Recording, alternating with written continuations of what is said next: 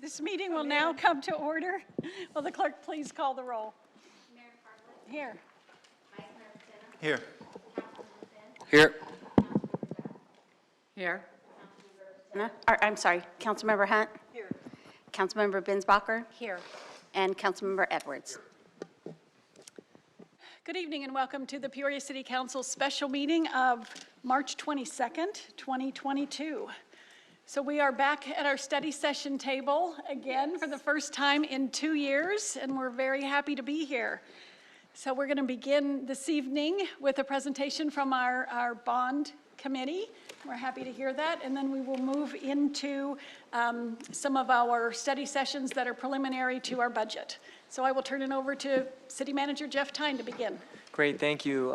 Indeed, a full slate for our study session, so I really appreciate the opportunity to speak with you and have all of you a little earlier than normal to go through that. The first is a very important item. This is an ad hoc committee that was organized at the behest of the City Council in October of 2021. A number of those representatives on that committee are here in attendance today and who met 7 times to go through a very complex topic and discuss the merits, drawbacks of bond repurposing. In addition to that, there was a number of city staff that did support, of which you'll hear about, led by 2 individuals that are here, Deputy City Manager Andy Granger and our Chief Financial Officer, Kevin Burke. And to that end, I'll pass it over to Mr. Granger. Yeah, thank you, Mr. Tyne. Just to make sure that everybody remembers what happened last year in our CIP budget update approximately a year ago, we talked about our bond authorization dwindling, especially in our parks and public safety categories. And so we evaluated that and said that we'd come back to you in the fall with some kind of how we recommended moving forward. And then in October, as Mr. Tyne mentioned, we had a study session. And at that time, over the summer, the state legislation had passed a bill allowing for bond repurposing from one category to another. So that gave us the opportunity, and that opportunity is available to us until 2025. So we came to City Council in October and presented that as an opportunity. And as Mr. Tyne mentioned, the council directed us to staff a citizen committee. So I want to turn over to Mr. Burke, who's going to go forward with this. And I also want to thank him for taking the bulk of the workload on this as the staff lead. So with that, I'll turn over to Ms. Burke. All right, thank you. And I'll build on a little bit the reframing of the issue that Mr. Tyne and Mr. Granger did, but my job is to kind of get this all, remind you where we came from, where we're at, and then turn it over to our featured guests tonight. So as far as framing the issue, as you know, and we were talking that historically our large capital projects have been funded with general obligation bonds, and that includes utilities, transportation, parks, public safety. And bonds require voter authorization, and so we've gone through a series of elections to collect that authorization and then move forward with the issuance. In the past decade, however, a majority of our water, wastewater, and our transportation capital projects can now be funded with some other financial tools. And so that's alleviated a little bit of the burden on those 2 buckets, and we'll explain that a little bit more as we go forward.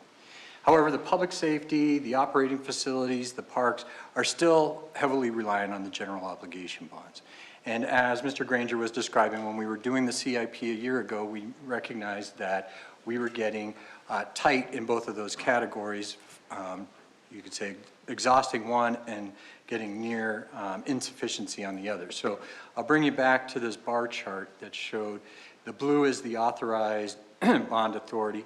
Parks and Recreation, which is our smallest category, our smallest bucket, is fully utilized at the $106 million. Public safety and operating facilities does seem to have some capacity in it, about $63 million. However, when we look ahead at our 10-year CIP for those 2 categories, that would be insufficient to do everything that was planned. So again, normally at this point, we come back and we start to put together a plan for asking for a new authorization. However, in the legislative session, state legislative session last year, there was a bill introduced that allowed for repurposing. So long as you go to the voters and you conduct the election by 2024, which means November 22, November 23, or November 24 are your 3 options. I'm sorry, by the time 2025 comes around. So those are your 3 possible elections in which you can hold this vote to repurpose bond authority.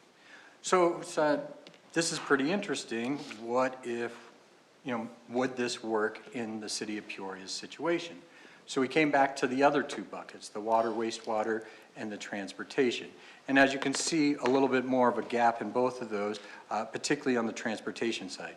And to give you a more formal title, the title of this bucket on the 2008 ballot was Streets, Traffic Control, and Transportation. So kind of those things related to that. So we said, that's a pretty good size. Let's look a little closer at that. So we looked at our 10-year CIP from 22 to 31, and we said, how much are we anticipating in general obligation bonds for transportation-related projects? And it's about 39 million. So if we just round it to 40 million, we said, okay, if we take 3 times that amount and set it aside in the bucket, that should provide a pretty good buffer. What do we have after that? And that led to the 200 million. So that's what we came to you back in that October study session and said, okay, this is what we're thinking. Should the city pursue asking voters to repurpose this bond authority? And so as Mr. Tyne just described, we had that October study session. A citizen bond advisory board was created. We wasted no time. The very next month, we had our first meeting, and we started meeting almost twice a month since then, and to the point where we now have a recommendation. And so this is where I get to turn over the heavy lifting to our citizen members to describe that recommendation. Just one side note, when they're done, I have a next step slide, so we'll still take lots of questions, but I just don't want to be forgotten that we still have another step after that. So I'll turn that over to, let me introduce, this is our chair, Mr. Brad Schaefer, who's did a fantastic job navigating our residents and discussion, and our vice chair, Mr. Tony Fighter. Thank you. Thank you, Mr. Burke, and thank you for that introduction. Mayor and council, it is an honor to be here today. And first and foremost, before I get into the presentation, I want to thank you personally on behalf of the committee of allowing us to serve our city and allowing us to get additional information and insights of how the city works and in the finances and the bonds. I wish all citizens had the opportunity to be able to get the level of information that the committee did. So with that being said, like Mr. Tyne talked about, we've met 7 times. And on behalf of 14 men and women who basically made up the committee, we represented each of the districts. And so over the last couple months, we met 7 times. We heard presentations from our police chief, our deputy fire chief, our director of parks and recs, our city engineer, our public works director, and our city chief financial officer. I do want to recognize the hard work that all the staff did. They were extremely informative, and we had a number of questions and a number of follow-up items, and the city staff continued to answer our questions and bring follow-up items back to us. So with all that, over the last 7 months, after the last 7 meetings, we basically reviewed a list of projects. And the projects this is the public safety CIP projects for our police and fire. As you can see, there's 6 fire projects and 4 police projects. In the public safety, there's a total of 10 projects at approximately $84 million over the next 10 years. And the reason for these public safety projects, this would allow Peoria to maintain the same level of service as we continue to grow, but yet make sure that our existing equipment and facilities do not fall behind. So I don't want to spend a lot of time on these projects, but just point out that there's 10 public safety projects, 6 of them are fire, 4 are police, and they equal about $84 million over the next 10 years. And then regarding the Parks and Recs capital improvement projects, there is 4 renovation and refurbish programs, 3 trail-related projects, and 2 neighborhood parks, and 3 projects to improve our 3 community parks, which equal about $115 million. Now, going back to the 4 renovation and refurbish programs, there's a number of projects within these programs, and that's looking at some of our city's older parks and doing a refresh, if you would. New playground equipment, new turf, and some safety things to make sure that we're up to speed and up to code. And the nice thing is there even some new water timers and valves and everything, so we can be more efficient on some of our turf areas in some of our older parks. And then, like I said, the 3 trail-related projects, talking about the connectivity of the trails throughout our city, would be some of those projects. And then the 2 neighborhood parks, which I'll show you on the next slide, and the 3 projects to improve our 3 community parks. So in total, we're looking at about $115 million, and there's a number of projects, because like I said, it's basically refreshing new projects. Now, Director Calcaterra, who's present today, he had a number of great informatics for the committee, because we had a lot of questions about some of the park projects. And this is one of them, and this is one of the examples. And the committee felt like this was a very valuable informatic, and we wanted to share it with the council this evening. As you can see, this is a map of our city. And it's hard to see, but you can see the red dots are projects in the first 3 years, basically prioritizing the long list of projects over the next 10 years. The red ones are the first 3 years, the yellow dots are the middle 3-year prioritization, and then the green ones are the last 4 years. So you can see a lot, the projects are spread out throughout the entire city, covering most of the districts.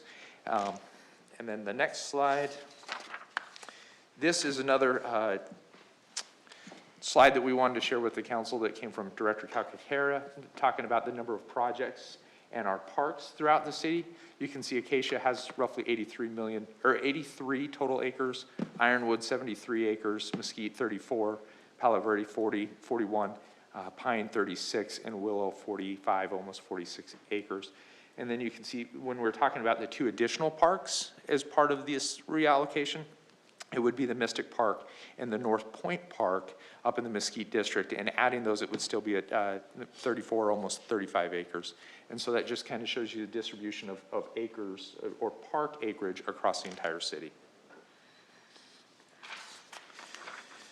All right, this is the biggest question that the committee came up with.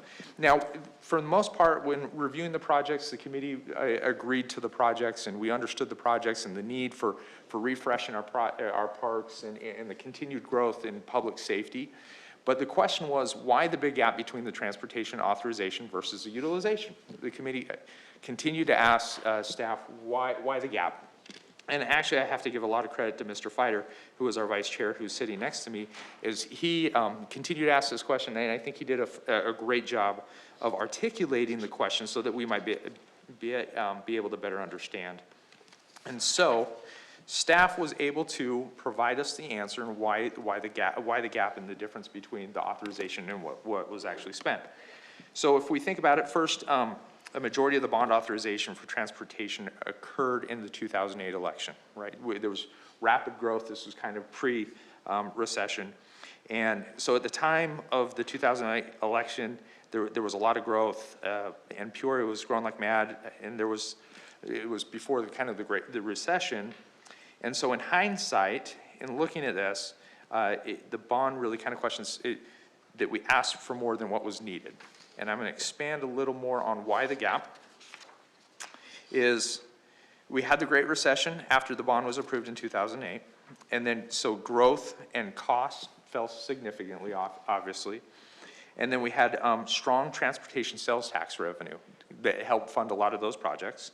We also had a notable federal aid. As we remember, during the recession, we had the American Recovery and Reinvestment Act, or ARRA, that basically funded some of our shovel-ready projects, which was nice.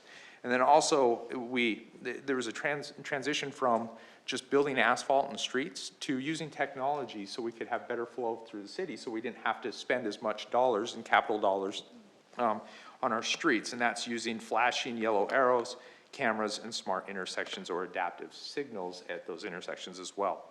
And then aggressive PMP program. The PMP program is our pavement management program. Historically, we would put the streets down, and then 20 years we'd come in and replace them. But we're being aggressive on our pavement management program so we could better maintain our streets today, so we're spending the capital dollars of constantly tearing out the streets and replacing them. So we've improved on our PMP, or our pavement management program. And then, as everyone knows, Proposition 400, this is the Maricopa County half-cent sales tax for transportation, has gone into funding a lot of our street projects.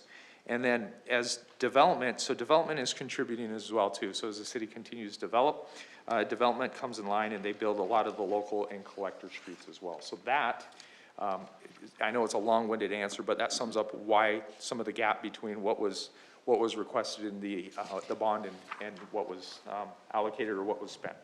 Brad, This map that you're showing here, well, we're showing, there you go. I can't really read that legend, so can you tell me, are the green new streets or are the red?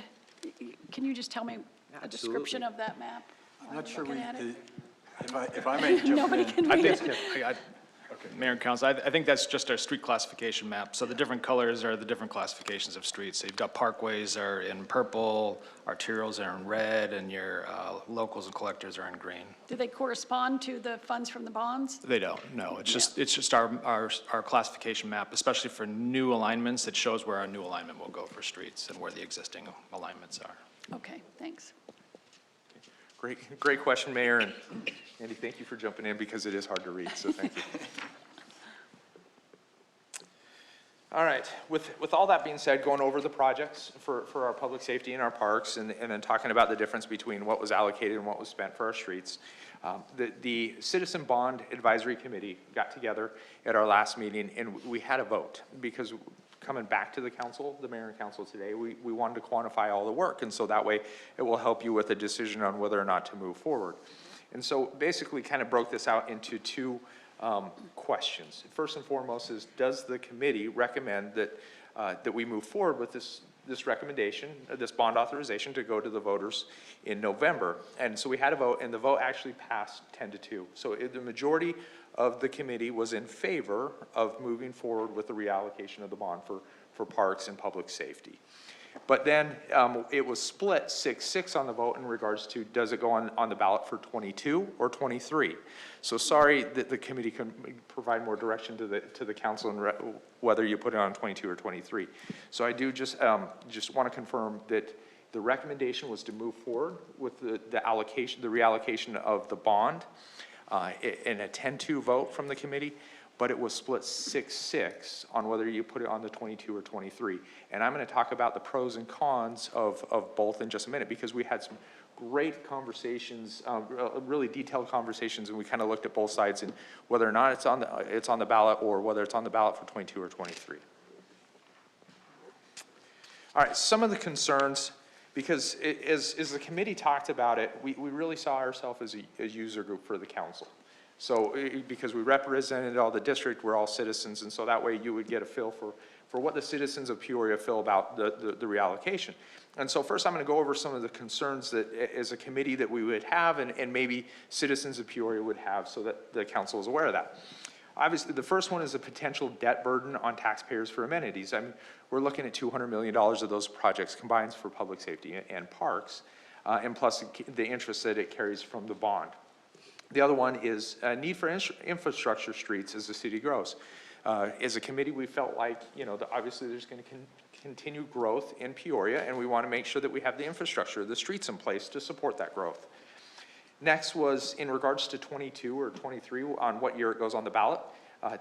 As we know, this is a heightened election year. And so our concern was, if it was on the ballot for this year, there's a couple things. The PUSD is planning putting a bond on the ballot for November. And then Proposition 400, that 5 cent or the half-cent transportation sales tax. Our voters going to be worn out with asking for reallocation of bond, and then a PUSD bond, and then the half-cent sales tax for Proposition 400. So that was a concern of the committee as well in regards to 22. And then if Proposition 400 extension fails, that funding source for future street projects would be gone. So that was the primary concerns of the committee, and also with the timing of 22, 23.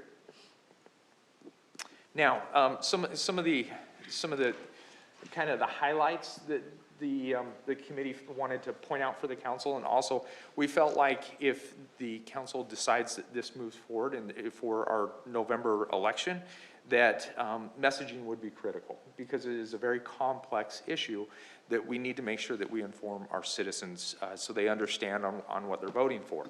So with that being said, and I know Mr. Burke in a few minutes is going to talk about next steps, and part of that is messaging, but we wanted to talk about some of these highlights in thinking about messaging. So the messaging should include no increase in property tax, no additional bond authority Peoria has the third lowest property tax in the West Valley, the lowest sales tax in the West Valley. We have a strong record of financial stewardship, our AAA bond rating. Congratulations, that's a big accomplishment.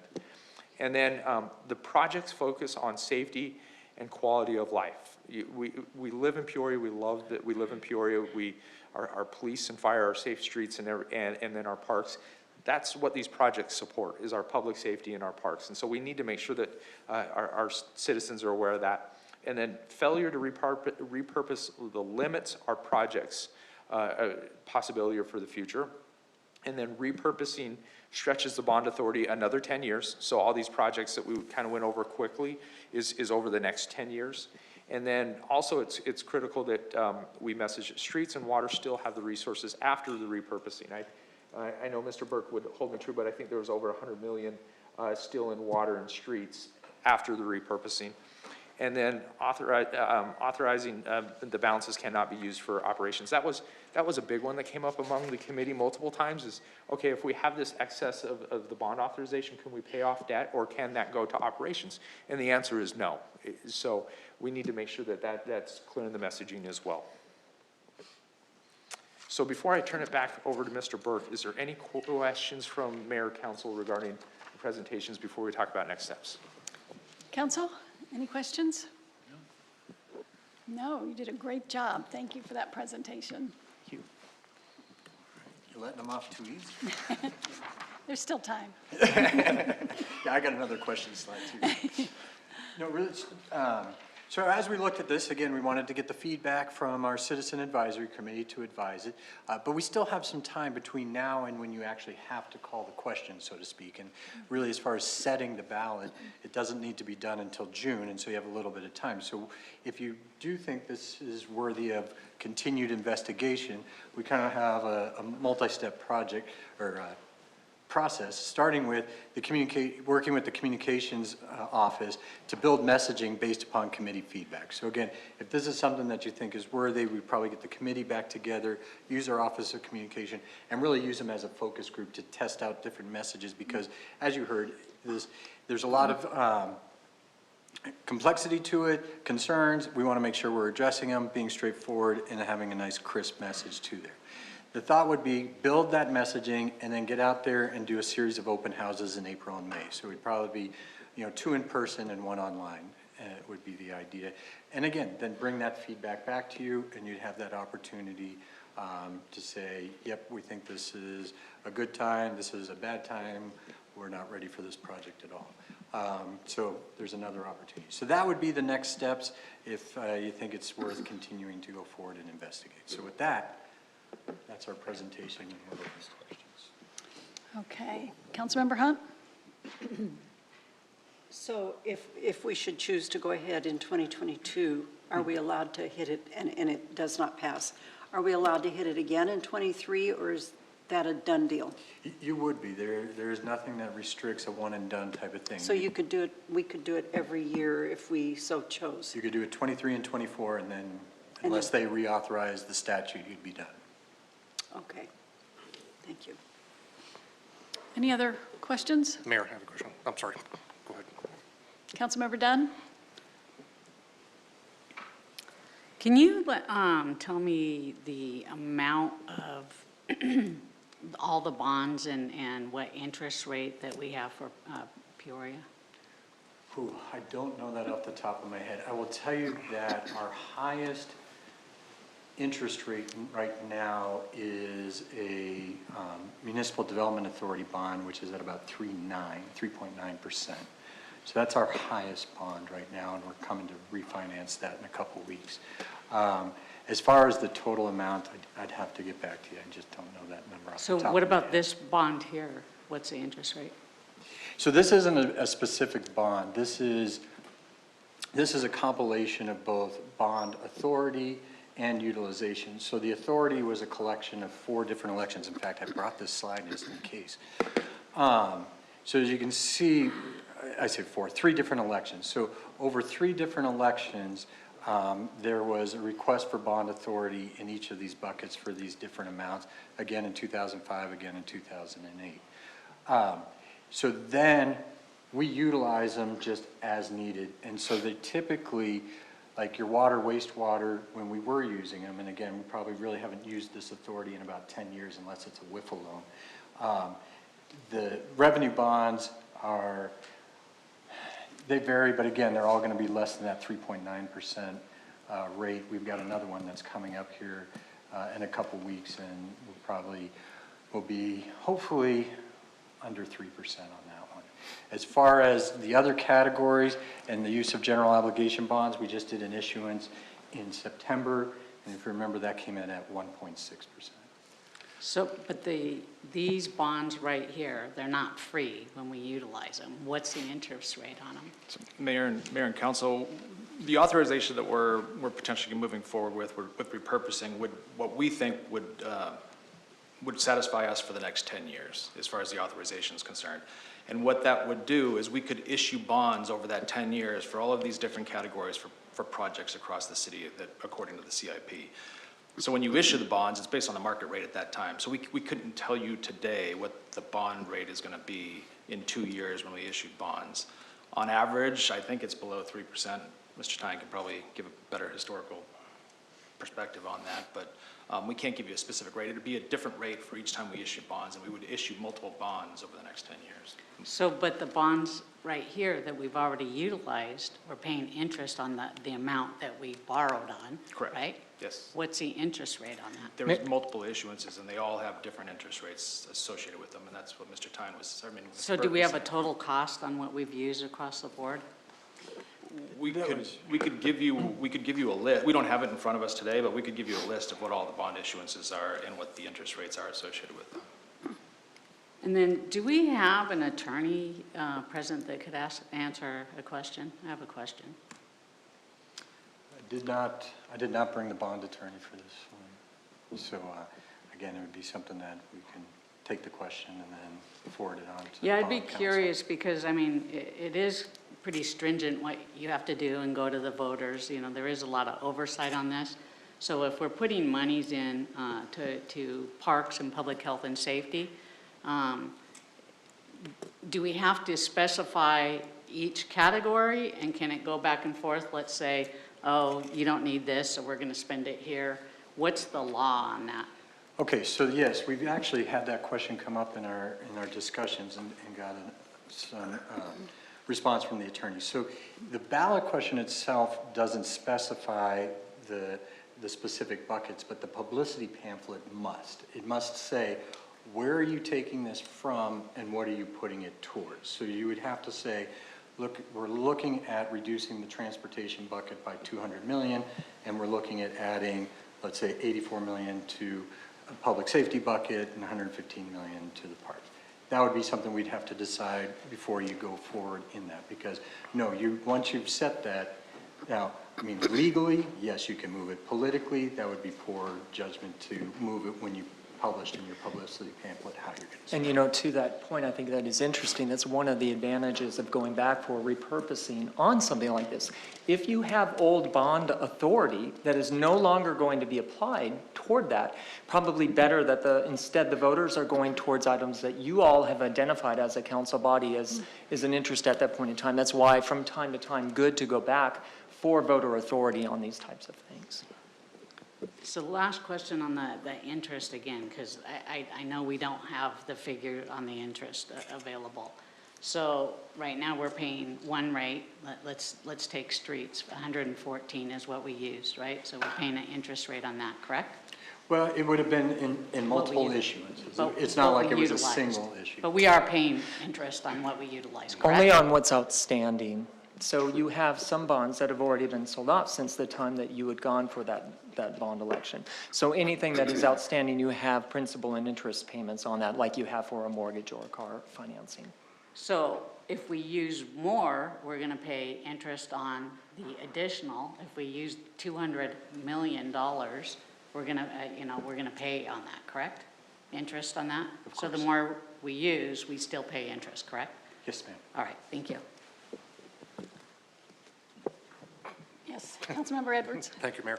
So Kevin, to go back to the question, so From a county perspective, are you getting any perception as to how Prop 400E is gonna play out? Because we're putting a lot of emphasis that, that it's gonna pass. What happens if it doesn't pass? I know you brought this up briefly, Brad, but what happens, God forbid, it doesn't pass, and we need that money in our transportation bucket to pay for the stuff that isn't being paid for now? What happens? You want to take that one? Yeah, so there's a difference between the Prop 400 initiative and our local transportation needs. Typically, what we spend our capital dollars on, our local capital dollars, is our arterial roadways, which are local to the city. Most of the Prop 400 projects are regional in nature. We could consider our parkways more regional. Loop 303 is a regional project. All those would be part of an arterial life cycle program within Prop 400. But it wouldn't necessarily impact the projects that we would see in our capital program. We wouldn't probably do those projects that are more regional in nature. We'd look at federal funding to do some of those projects instead of our local transportation sales tax. So those projects are a lot bigger in nature. But what about our local street programs where, say like, you're looking at your report from a couple years ago, your street pavement management, and you had, about 84 streets, if I read the report right, that are in the 25 to 40 percentile on the pavement management, which is considered poor. How would those be affected if we didn't have that money to tap into any longer? Sure, and I can probably take that a bit. So 2 parts on that. If memory serves me, the poor category was less than 9%, and we actually have some in this actual 114 million. There is been bond issuances that were kind of hitting the surge, as we called it, to really bring some of those streets that are in the poor condition up. Most of the rest of the pavement maintenance program is actually funded out of operations, not capital. And so that shows up more in our transportation sales tax as far as a funding source. But you're right, those poor ones that are kind of the complete rebuild or rehab, there is a surge of those, but those were part of the issuance that we just did in this past September. Okay. And then another question. So, Brad, when you guys were talking as a committee and you were talking about, moving it from the transportation into public safety and parks, was there any mention, is it an all or nothing bucket, or can we have 2 questions on the ballot to say, hey, we want, X amount going to public safety and an X amount going to parks? Is that a possibility, or is that something we can talk to the residents when you roll this out? Great question, Councilman Edwards, and we did have that discussion with the committee, and I'm going to actually turn to Mr. Burke to answer that. Yeah, I think there's, Mayor and Councilmember Edwards, I think there's a fair amount of flexibility on that. But yes, I think if you wanted to break it into 2 questions, I believe you could do that. Okay. Because like I said, I'm supportive of this. I think it's a good opportunity. I'm really nervous, as you guys, in the report that you put out, is I'm really concerned with the other the potential bonds that are going out onto the ballot. I know, PSD has tried for 4 years to get a ballot to pass, and I just don't want to be competing, even though ours is not a new bond. I just don't want another bond initiative on the ballot that looks confusing to residents, that they may say, well, what's going on here? There's just too many hands out for money. And I'm just really concerned. I'd be more supportive of maybe doing it next year versus this year, but I'll leave it up to everybody else. Thank you.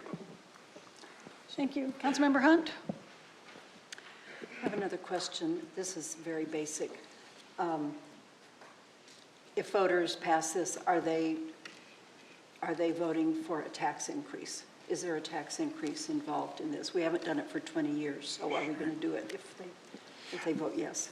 Mayor Pro Tem Hunt, no, this is not asking, this is just asking for authorization to spend the existing tax, property tax that you already have in place. Okay, really dumb question. Why would anybody vote against it? Why would they? Seriously, they'd be voting against better streets, better parks, better public safety. So I guess the answer in my mind is just having to do a really good public relations campaign to make them understand, bold letters, no tax increase. Because, it seems so obvious to me. That's why I said basic question. If it's not a tax increase, why would anybody vote against it? Only because they would misunderstand it, I would think. So, there you go. I do have one more question. Yes. So talking about a tax increase, if the interest rate isn't set and it goes up, we're spending more for the money that we're borrowing. So the residents do pay, and anything that they pay is an increase. It comes from somewhere. I mean, we're using money, if we're utilizing our bond authorization and we actually spend the money, we pay interest on it.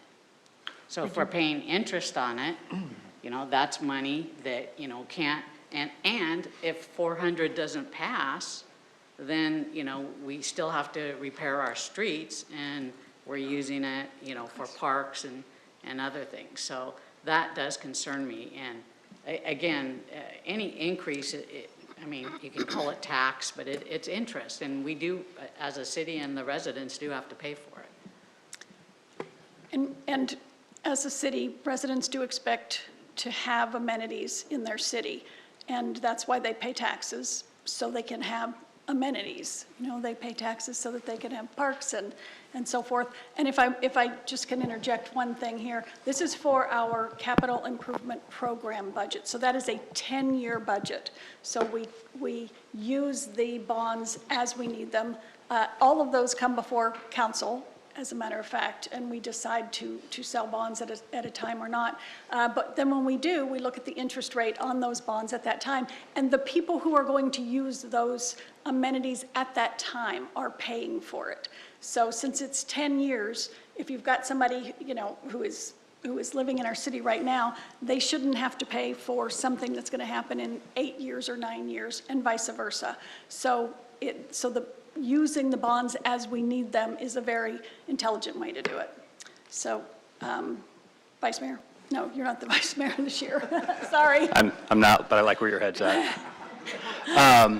I just wanted to go, it's been a while since I issued bonds. I wanted to kind of refresh my own memory and maybe kind of recap a little bit for the people that might be watching. So is there, if I remember correctly, we had a 10% flexibility in kind of how we use them, right? So you're kind of locked in what you put out there, but you've got a 10% variation that you can use.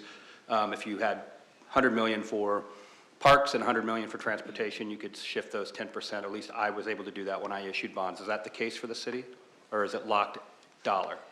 Locked down to dollar? We have stayed in the buckets. Okay. So that Okay. no variation on that. Okay, great. And to the mayor's point, you sell these as you need them, right? And you're able to set the amortization schedule.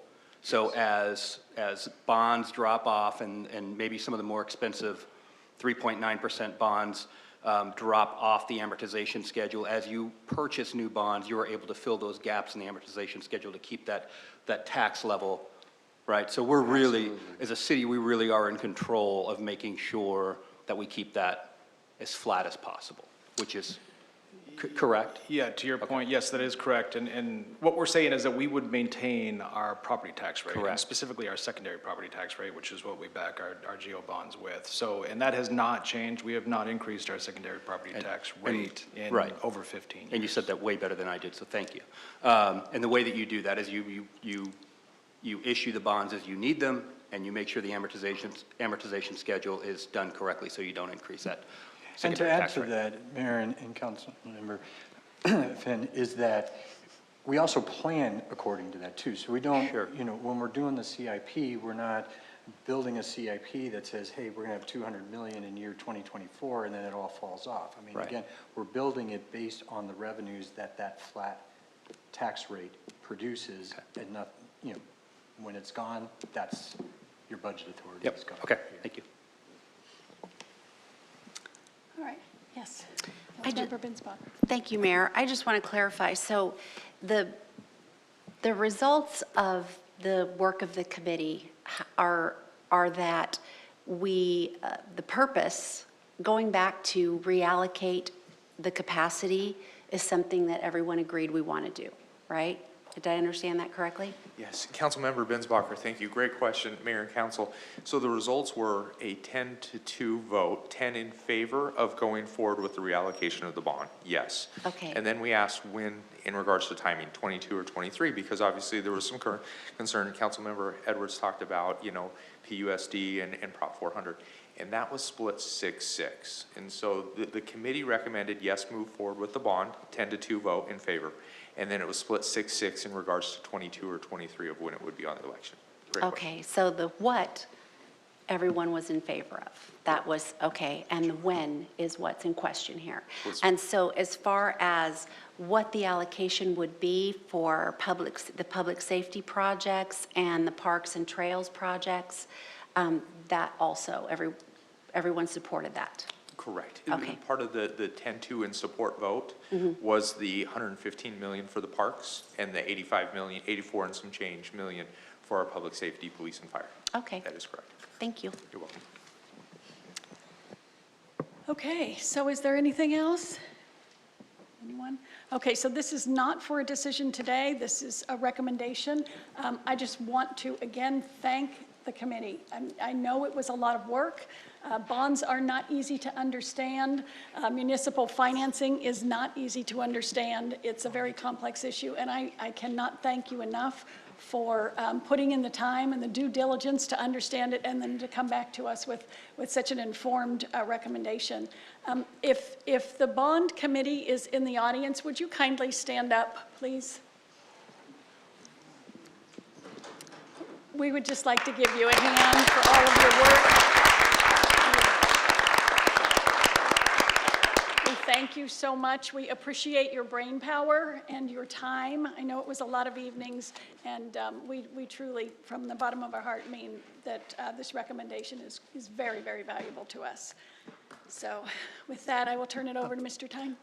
Thank you, Mayor. I think one thing that, from a staff side and also with these, is there an interest in seeking out some kind of open houses in April and May, doing something, 2 of those in person, 1 online, and then re-engaging the committee at this point? We're kind of curious on a sense that you have as a council on that piece.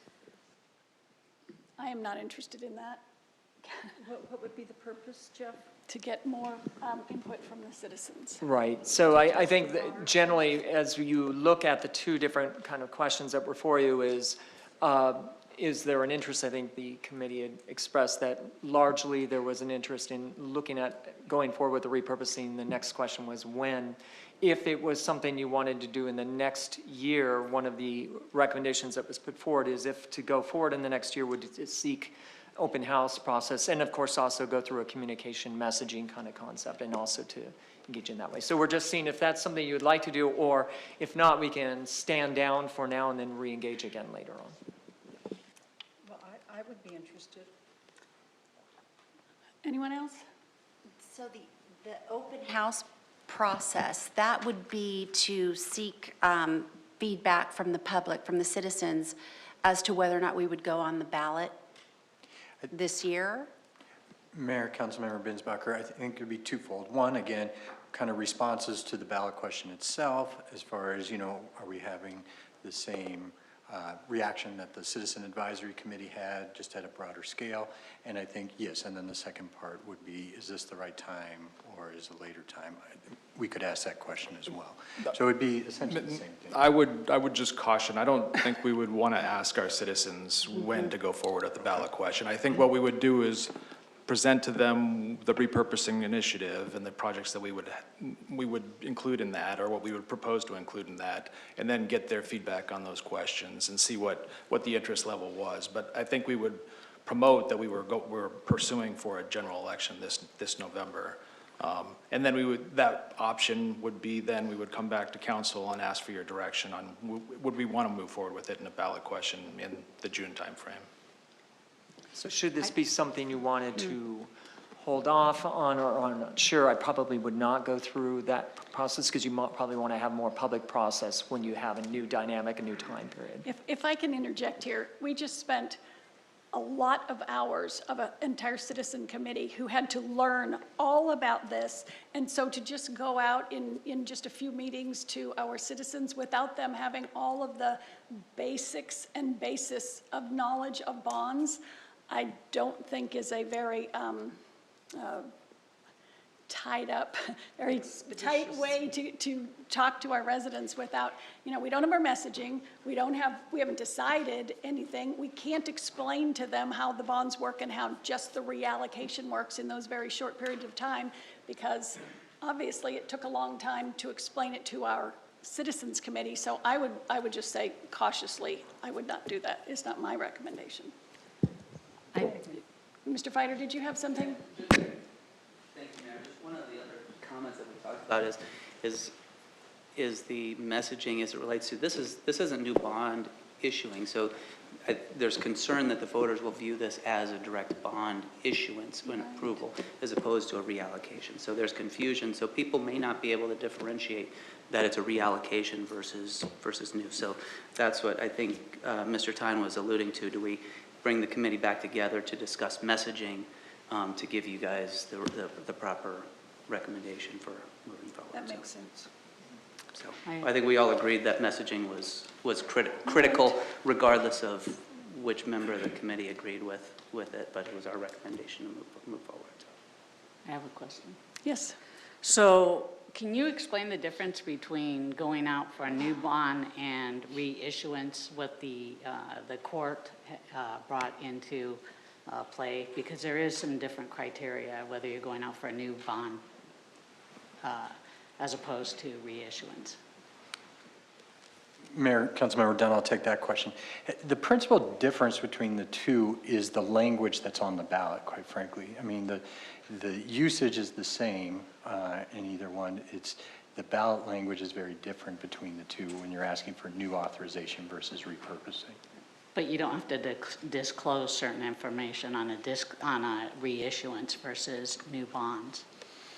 I suppose that's true. I mean, you still have a requirement for a publicity pamphlet, which is similar in both the new authorization and the repurposing, and there's a lot of the same elements of that publicity pamphlet that must be included in both. But I'd have to look more closely. To me, the main difference was the ballot language. I don't know if you all can recall some other ones. Yeah, I think the main difference is with repurposing, you don't have to say that there's shall be a property tax increase.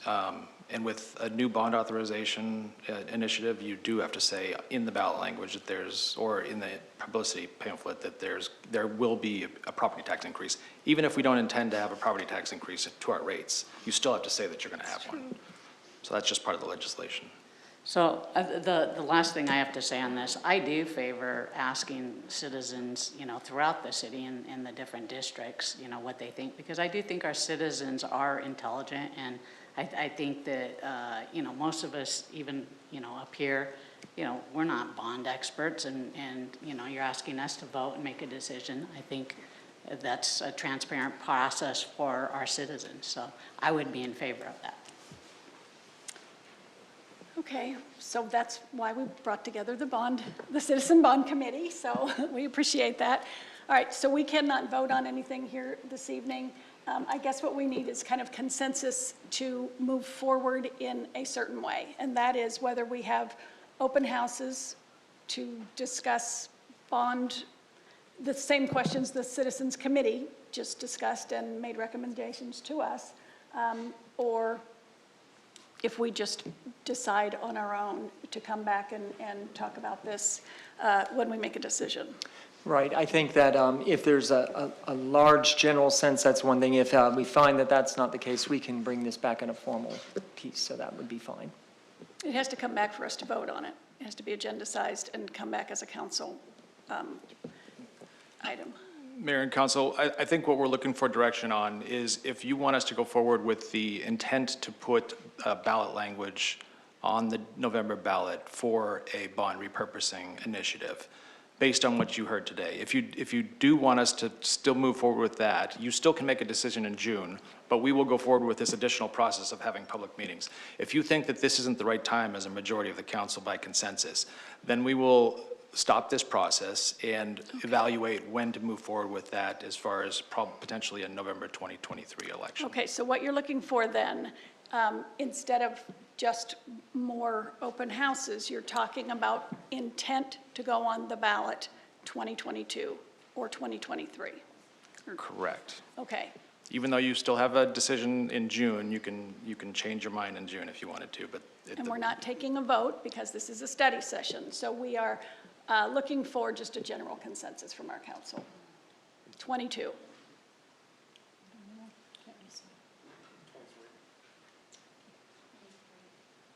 I agree, 23. 23. Okay. So we don't need to move forward there, and then we'll just put this on a That helps a lot. Thank you very much. agenda. Thank you. Aaron, thank you, and I just want to thank the committee for this spiffy new bow tie that Mr. I gave you a bow tie? Can you believe it? Pretty I'm not nice, sure pretty where gracious of this where group. that allocation was. Mayor, may I just say one last thing? I'd just like to thank Mr. Tyne, Granger, and Kevin for their leadership. I think we had some lively debates, and Chairman Schaefer did a great job of herding the cats in some of the discussion. So it was lively at times, but I think it was neat to see lively discussion when everybody was respectful of other opposing positions. So thank you. Nice, good. Thank you for those comments. Thank you all again. Appreciate it.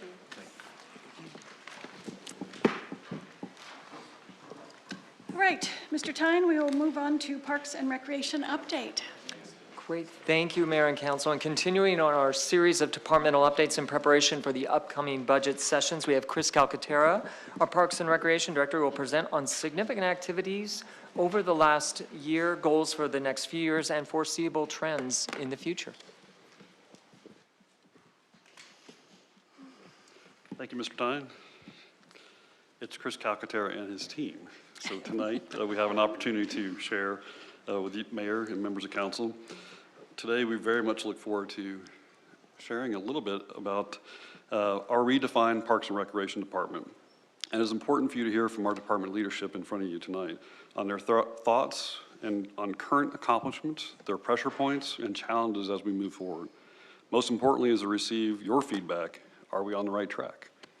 As you can see, the agenda is thorough, and we'll cover the department's operating budget needs to operate successfully for our upcoming fiscal year. Parks and Recreation Department has 3 dedicated managers, 3 in front of us, overseeing 6 major service areas with a total operating budget of $23 million and a capital budget of $22 million. The Venue Operations and Recreation Services area is led by Manager Blake Englert to my right. The Parks Operations and Facility Services is led by Manager Mike Elliott to my left. And Field Operations and Planning Services led by Manager Brandon Putman on the far left. The Parks and Recreation Department is also supported by the Business Services Division, Financial, Human Resources, and Customer Service function areas. It's a critical piece of our front-facing department. Our department has 90 professional staff and a healthy contingency of part-time, non-benefit seasonal staff. Typically, we average approximately 500 plus seasonal staff members prior to COVID in 2020. Today, we're currently averaging about 240 seasonal staff, and you can see the issues you'll be hearing about today, some of the themes. This is a major pressure point of our department as we traverse these unique circumstances and how to provide for our residents. We are a new team leading the department, a redefinition of sorts. To emphasize the new team, approximately 50% of our department supervisory staff have started within the last 18 months or have been promoted to new positions, a new role in our department.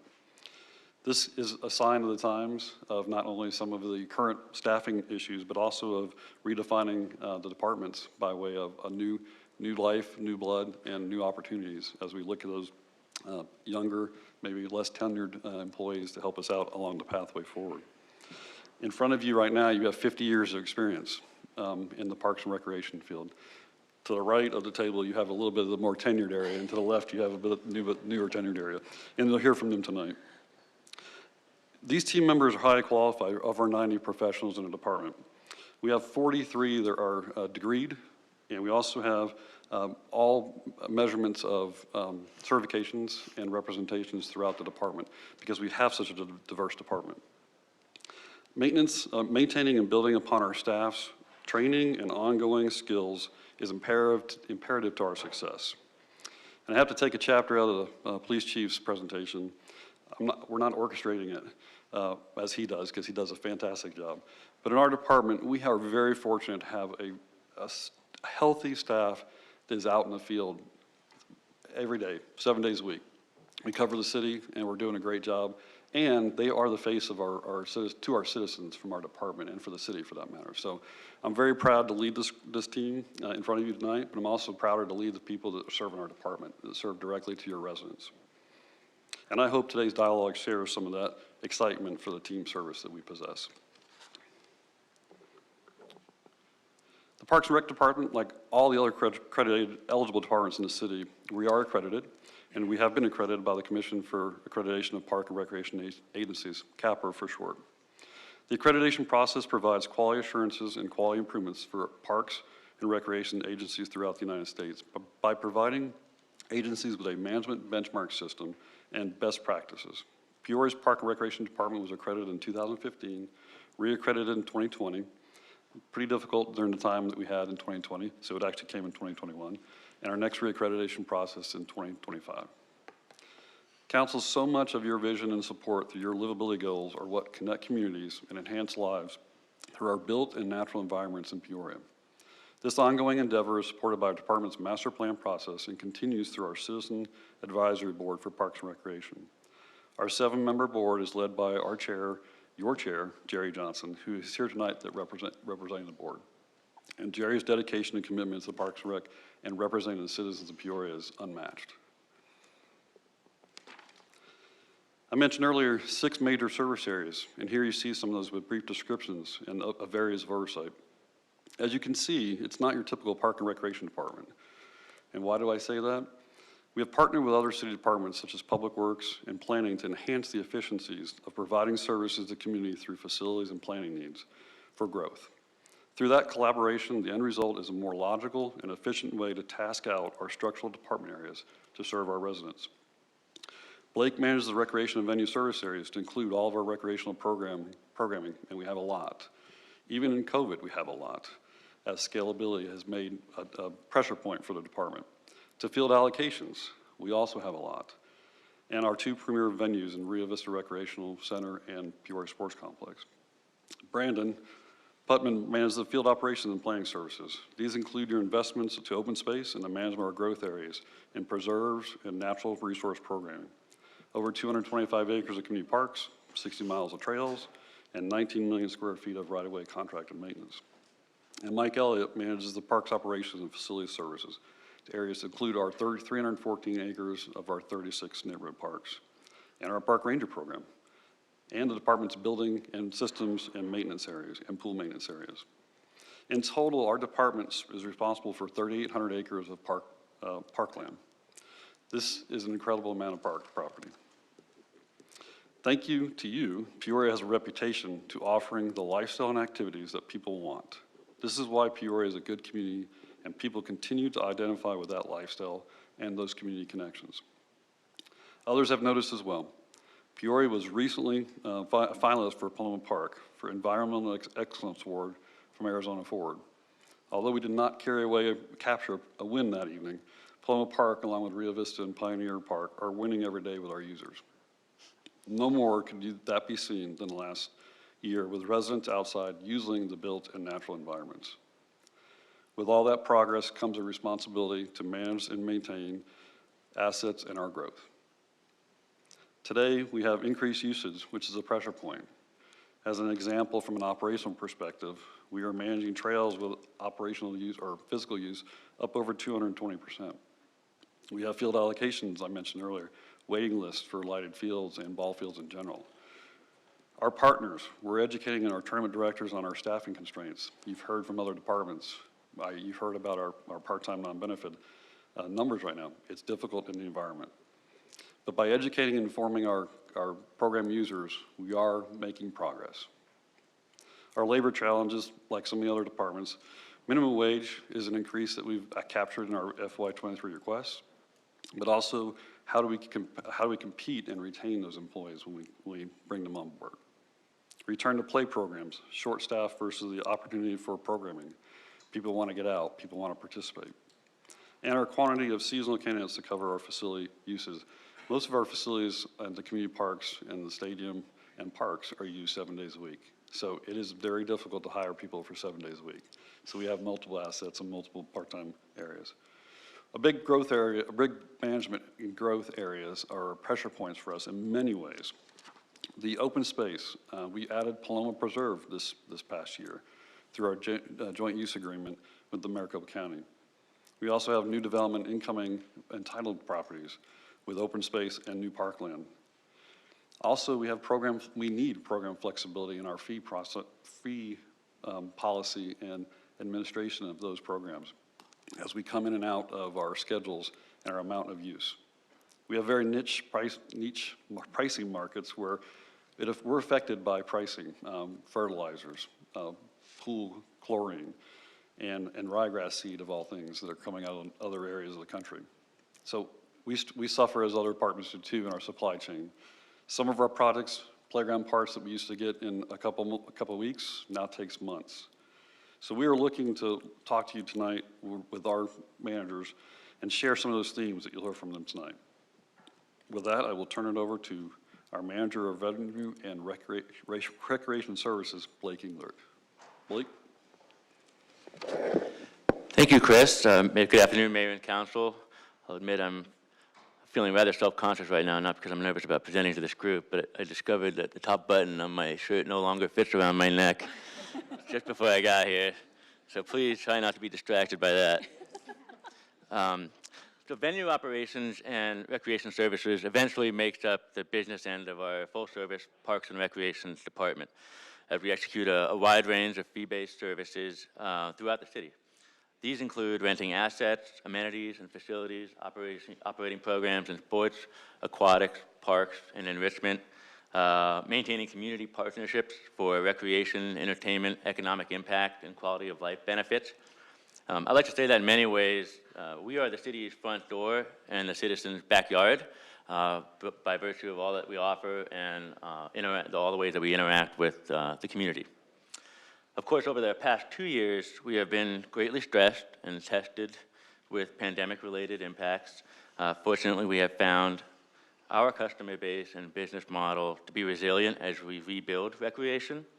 We've navigated a return to activities, programs, and events through a measured approach of managing our supply and demand, and we remain focused on delivering core services in a responsible and accountable way. Over the past fiscal year, we have reintroduced and continued valuable programming to the community within the context of emerging from COVID impacts. We have prioritized solutions in areas like operating hours and program designs to continue providing the fundamental services our community expects. As we reopened our venues, we experienced mixed levels of interest in the use of our facilities in light of various stages of COVID mitigation that we practice. But as we move forward, we will continue to direct resources from our operating budget to encourage ongoing momentum in the community use of our venues. As we restarted our programs, we were selective in which were most beneficial to the community. We also sought to engage alternative solutions where necessary. For example, our adult sports portfolio, which was greatly reduced, now includes a pilot program for one of the hottest national trends in recreation, which is pickleball. And people interested in flag football, for another example, which we don't currently offer as a city-run program, people can still participate through a third party that uses our fields. We've continued multiple partnerships as well that enable us to connect residents with resources for additional programs in sports and entertainment. One of the silver linings of the unique challenges we've experienced over the past couple of years was finding opportunities to professionally develop staff across the department by redeploying as needed and emphasizing cross-functionality. This has helped us remain not only successful in providing services to the community, but has let us invest in our team by broadening their skill sets and institutional knowledge. We have not been immune to the well-publicized national challenges in recruiting and retaining staff. We've seen a very competitive hiring market, and those realities will continue to be an element to manage and overcome as we rebuild recreation in Peoria. Our efforts to emerge from COVID will remain tied to capacity in terms of supply and demand, as well as staff and asset resources for the foreseeable future. We intend to continue pursuing partnerships with other entities that allow us to expand our total portfolio of recreation services provided to the community in a way that will end up being sustainable. We will also continue to keep an eye on our fiscal obligations, of course. We look to manage and adjust our fee-based services in a conservative and proactive way that will prioritize our core services to the community and complement also our cost recovery expectations. Speaking of which, here is a snapshot of how we sit in terms of cost recovery. So on the left, you'll see in orange our city's cost recovery goals by service area, and in blue is the average performance over the most recent 5-year period pre-COVID. So for example, the Recreation Center has had a cost recovery goal of 70%, and over that 5-year period, we recovered 53%. On the right, you'll see how that 5-year actual cost recovery performance compares to the COVID years of FY20, which is in yellow, and FY21 in green. So again, using the Recreation Center to illustrate, in FY20, we recovered only 13% as the facility was closed for part of the year. And then in FY21, it recovered 38% as we gradually reopened and reintroduced different elements of operations and programs throughout the year. Our department has worked hard, our staff has worked hard to find opportunities and efficiencies in operating in a climate where inflationary costs and staffing challenges are real. We have not to this point sought any fee increases, and we have focused instead on maintaining a balanced approach as we recover from COVID impacts to understand where our baseline is now and where it will be in the future. We do not anticipate needing to pursue any significant fee increases next fiscal year, but we will be prepared to continue engaging council on fee considerations in our budget in the future.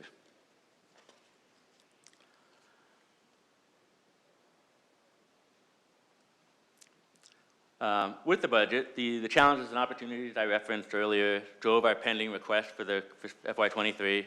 Our need for viability in a competitive venue market caused us to seek one-time funding for new furniture and amenities with tables, chairs, linens, dance floor, interactive entertainment equipment, audiovisual upgrades, and more in the Recreation Center. Most of our current assets in these areas date back to the venue's original opening. The sports complex has also not been immune from the challenges faced over the last few years with additional impacts to event attendance and vendor contracts and cleaning and security services. These, combined with our contractual obligations to our 2 major league team partners for reinvestment in the stadium, facilities, and fields, are also on deck. All of these positively impact our year-round operations and capabilities as well. Additionally, funding was requested to offset inflation in certain essential commodities such as pool chemicals and turf seed. If I could just take 1 second, I will promise my staff that I would extend some gratitude to this council and to city leadership for all the support over the past couple of years when your primary goal and work purpose is to deliver essential services and positive impact to the community, and there's all these obstacles to doing that. It takes a toll on staff, and that we appreciate and acknowledge that you've been there along the way to help us overcome those challenges, both personally and professionally. So thank you very much for that. With that, I'd ask if council had any questions for the recreation venue and recreation services area. Councilmember Hunt?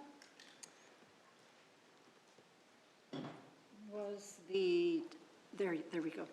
Was Rio Vista closed on Sundays during COVID? Was that the reason that it's not open on Sundays? Yes, so when some of the original closures happened throughout the city, Rio Vista, the Recreation Center was part of that. When we were able to reopen, we did modify the hours, which also included closures in the middle of the day. Part of that was for the midday deep clean, I'll call it. I don't want to oversell it, but it was closed to clean in the middle of the day. And then it was also recognized to be the slowest part of the day as far as business, and so the lowest and most minimal impact we could make on the community. So trying to operate in a safe and viable way instead of waiting to be all or nothing. Okay. Are you planning to reopen on Sundays? I've had several people ask. For one thing, kids are going to be let loose on us again pretty soon when school's out, and they really need that place. And secondly, the exercising people that exercise on the weekend have asked me about. Mayor, Councilmember Hunt, we're actually evaluating that currently as we come out of our current situation and Sunday hours. So Blake and the team at the rec center have done a fantastic job. For instance, prior to COVID, the recreation center hours on Saturday were in kind of a concert against the rental of the facility for opportunities. Oh. So we're looking at how Sunday may look, because as you know, Sunday's not a early AM sometime for a Sunday crowd. So our previous hours were 9 to 6, so we may be looking at altering those a little bit as we come back into a Sunday offering. But we're looking to come back to the council or through leadership in the next 4 weeks to offer up, maybe in the next month or so, getting Sundays back on the radar for operations. Okay, thank you. One issue that we have with Sundays right now is our staffing levels, so we are having to mitigate some of that. And I don't want to underplay Blake's comments, the support from council, but the cross-functionality that our department and all departments in the city has had to do the last 2 years. We've had folks working in areas that they didn't sign up for, so to speak, but that's what they did to make it work. And, you know, I extend the gratitude as well for the opportunity, but, you know, my colleagues in other cities did not have that operation. So it's just a testament to the city that you have led and allows our employees to feel comfortable that they can be cross-functional in multiple areas and not feel like they're doing it because they have to. They're doing it because it's part of the team. So thank you. With that, I'm going to turn it over to our Manager of Field Operations and Planning Services, Brandon Putman. Afternoon, Mayor and Council. My name is Brandon Putman. I oversee the Field Operations and Planning Services area for the Parks and Recreation Department. It's encompassed by the areas you see here on your screen. Throughout this past year, our area has been inundated with user groups and individuals getting back into sports, as well as enjoying the great outdoors. As Chris mentioned, we saw quite the uptick in trail usage. So while behind the scenes of our community parks and our sports complex and our volunteer groups, the planning area has been focused on keeping up with the fast pace of growth and oversight of development in preparation for parkland entitlements and creation, as well as trail connectivity and open space dedications for community use and preservation. Our fiscal year 22 accomplishments, we were able to complete a section of New River Trail from Pinnacle Peak to Happy Valley in coordination with ADOT as well as our engineering department. We entered into the joint use agreement for the Paloma Regional Preserve, opening over 1,800 acres to passive non-motorized recreation in concert with the Flood Control District. And we continue our community outreach through multiple trail cleanups with a robust volunteer base that we've been able to grow, averaging 30 participants and roughly 50 bags of trash per event coming out of the river bottom. We were finally able to complete the renovations of the playground structure at Rio Vista Community Park, installing the latest of all-inclusive features. Our project timelines were constantly in fluctuation with vendor availability, shipping, quantity limitations. So same story, different department. And then finally, our right-of-way landscape maintenance contract is in its third and final year of fixed pricing from when it was awarded in fiscal year 20. Ahead of its time, it allowed the city to manage our streetscapes while keeping our landscape maintenance and labor pricing steady over the past 3 years. We were able to negotiate the similar pricing for our landscape enhancement contract, which streamlined retention and park landscape projects for the department. So our challenges, as Chris alluded to, our maintenance teams are facing real tough challenges in seasonal staffing, a critical component to the success of both our community parks and our stadium maintenance areas. The issue is exacerbated by a low supply and high demand of these entry-level job markets. We are competing against businesses that we previously did not compete against for those early entry. And unfortunately, our continued efforts of staff to market and recruit positions as well as HR support have not really increased interest in these part-time and seasonal positions. As you can see here, we typically have a crew of 6 working the spring training game after the game resumed yesterday. And we have our single full-time staff that's out there fixing the field after that game. So we have an ongoing request to provide additional funding for the maintenance divisions and part-time non-benefited to maintain our usage while creating a viable wage program for consistency that our users expect. We're hoping that more flexibility through competitive seasonal employees would want more hours or are hired with a greater degree of skill level and background. Switching over to our community parks, but also our sports complex again, we are working with some end-of-life aging irrigation systems that are much in need of replacement. The Rio Vista pump station that you see here dates back to 2004 and is no longer supported by the manufacturer. And our computer at the sports complex that irrigates all of our fields is still running on Windows XP with a dial-up modem.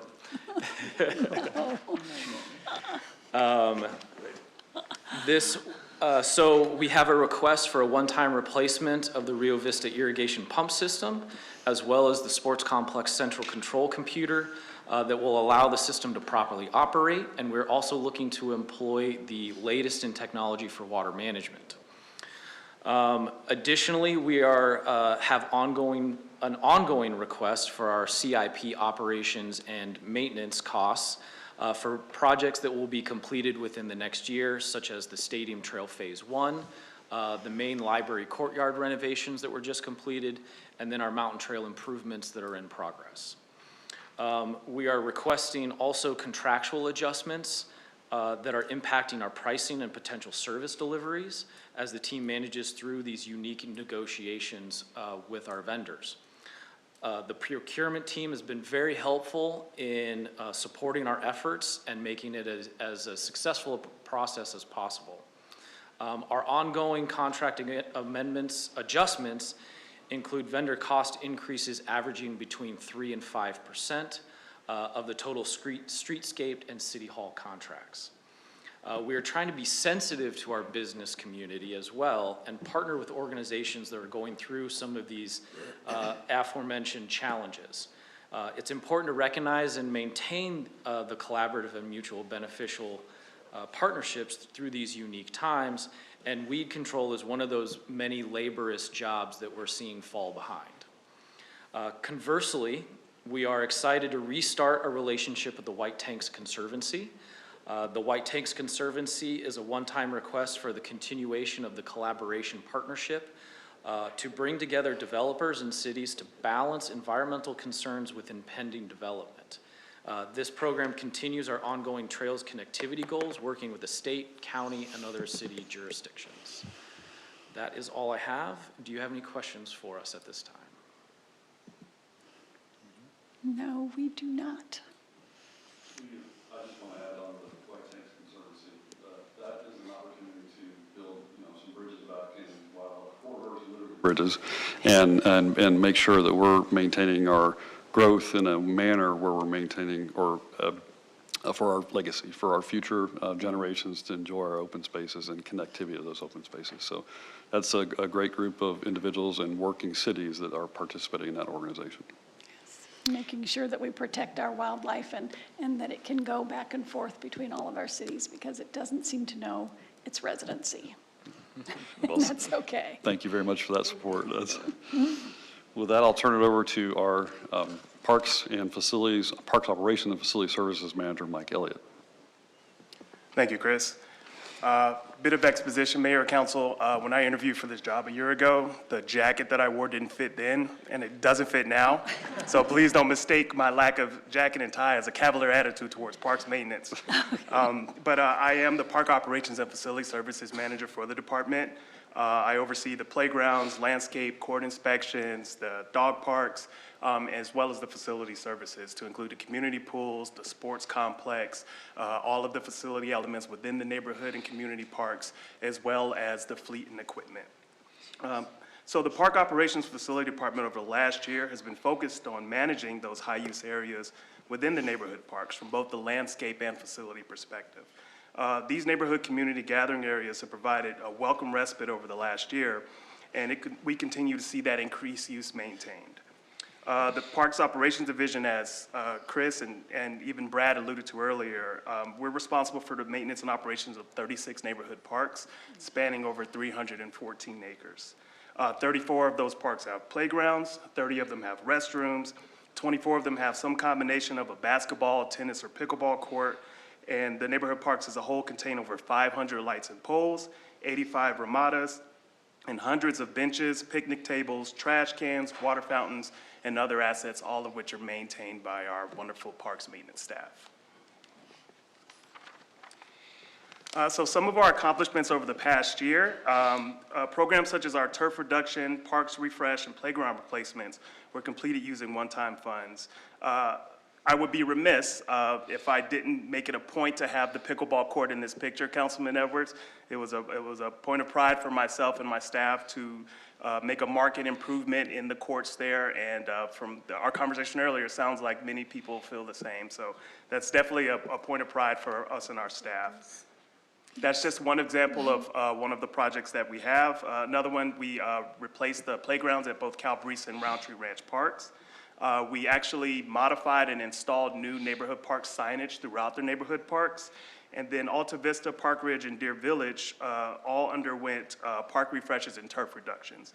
And turf reductions are intentional removal of non-functional or non-programmable turf, which results in water savings for the department and for the city ultimately. Another accomplishment was the realignment of our parks team to manage our assets out of 2 facilities. We now have a parks maintenance staff in the north at Paloma Community Park, and we have one that remains in the south at the Municipal Operations Center. This allowed us to create some efficiencies that reduce windshield time and obviously equipment wear and tear. The realignment also allowed us to have our parks maintenance staff receive targeted and dedicated leadership in the form of a dedicated parks superintendent and parks coordinator, which helped us improve efficiencies and drive results. And then finally, our facility pilot program in collaboration with Public Works Department has been successful in attaining the results of providing timely responses and repairs in the field. So creating a park-specific facilities division allowed our department to implement targeted facilities maintenance for all of our park-specific assets that I mentioned earlier. This has helped us in increased response time, as well as comprehensive and deliberate short and long-term facilities planning. Some of our challenges and opportunities. The Ranger program was a great opportunity for us to connect with our residents as we continue to grow and keep up with the level of service required. Our park rangers are responsible for a host of duties, including reporting maintenance-related work orders, making homeless referrals, instances of calls for service and enforcement contacts that requires a collaboration with PD, and then public relations and community outreach efforts. As a result, we're asking for ongoing monies for a park ranger position to continue to manage that 7-day coverage, as well as the addition of the city preserve area, for example, the 1,800-acre Paloma Preserve that Chris alluded to earlier. The successful collaborative pilot program that we have with Public Works on our facilities has prompted us to ask for the ongoing authority to continue maintaining that dedicated facility program for maintenance of the department's parks and facilities. Our staff has done an amazing job of not only responding to routine and work order and preventative maintenance, but also developing policies and procedures and actually using software to manage that process and not only respond to work orders, but use that data to drive future decisions as far as reducing turnover time or lead time for ordering equipment or ordering tools and things of that nature.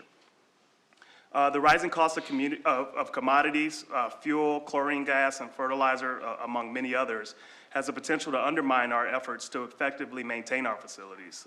As a result, we are requesting an increase in our operational accounts to manage the increased cost of those commodities. In addition, we're also requesting ongoing funding to increase contracted mowing throughout our neighborhood parks. We currently have contracted mowing so that our parks maintenance staff can focus their or expand their capacity to reduce the time that they're spending mowing to do more substantive change inside of the neighborhood parks. And then finally, a number of the equipment that we purchase for parks maintenance, such as our fertilizer spreaders, our tine tillers, or field rollers, are one-time purchases that are typically made around every 10 years, just due to their single-use function. These items have come to the end of their useful life, and then this request would allow us to replace those items and continue delivering that expected level of service that we have in our neighborhood parks. And with that, I'll turn it back over to Cal. A really great example of the cross-functionality of the three managers you see in front of you today. Blake alluded to it, really to tie a bow on it. The Park Ranger program is a great example. Park Ranger program has been an opportunity for the Parks and Rec Department to really be out in the community and be that front face at all hours of the day. It's also become an opportunity now where they are supporting efforts in the facilities of those parks, meaning that they're out reporting when lights are out. They're out inspecting during their hours of operation as well. So it's really, really good opportunity. It's been a collaborative effort, and it's been some realized gains on those efficiencies and cross-functionality of the department. And with that, we will take any questions. Thank you. Councilmember Hunt? So I was just going to mention park rangers. How many do we have total now? We have 6 right now. The new request for FY23 would be 1. Is that enough? It just doesn't seem like very many people to cover all the acres and acres that we have. And then, Mike, when you list their things that they do, that's amazing. Are you sure one more is enough? It's a great question, Mayor, Councilmember Hunt. It's geographically, Peoria is very, the police chief, we would, it's spread out. So geographically, we do not see every park every night with park rangers. But we do know the patterns of the community. So they are inspecting parks and they're checking permits and they're looking at areas that we do have high use.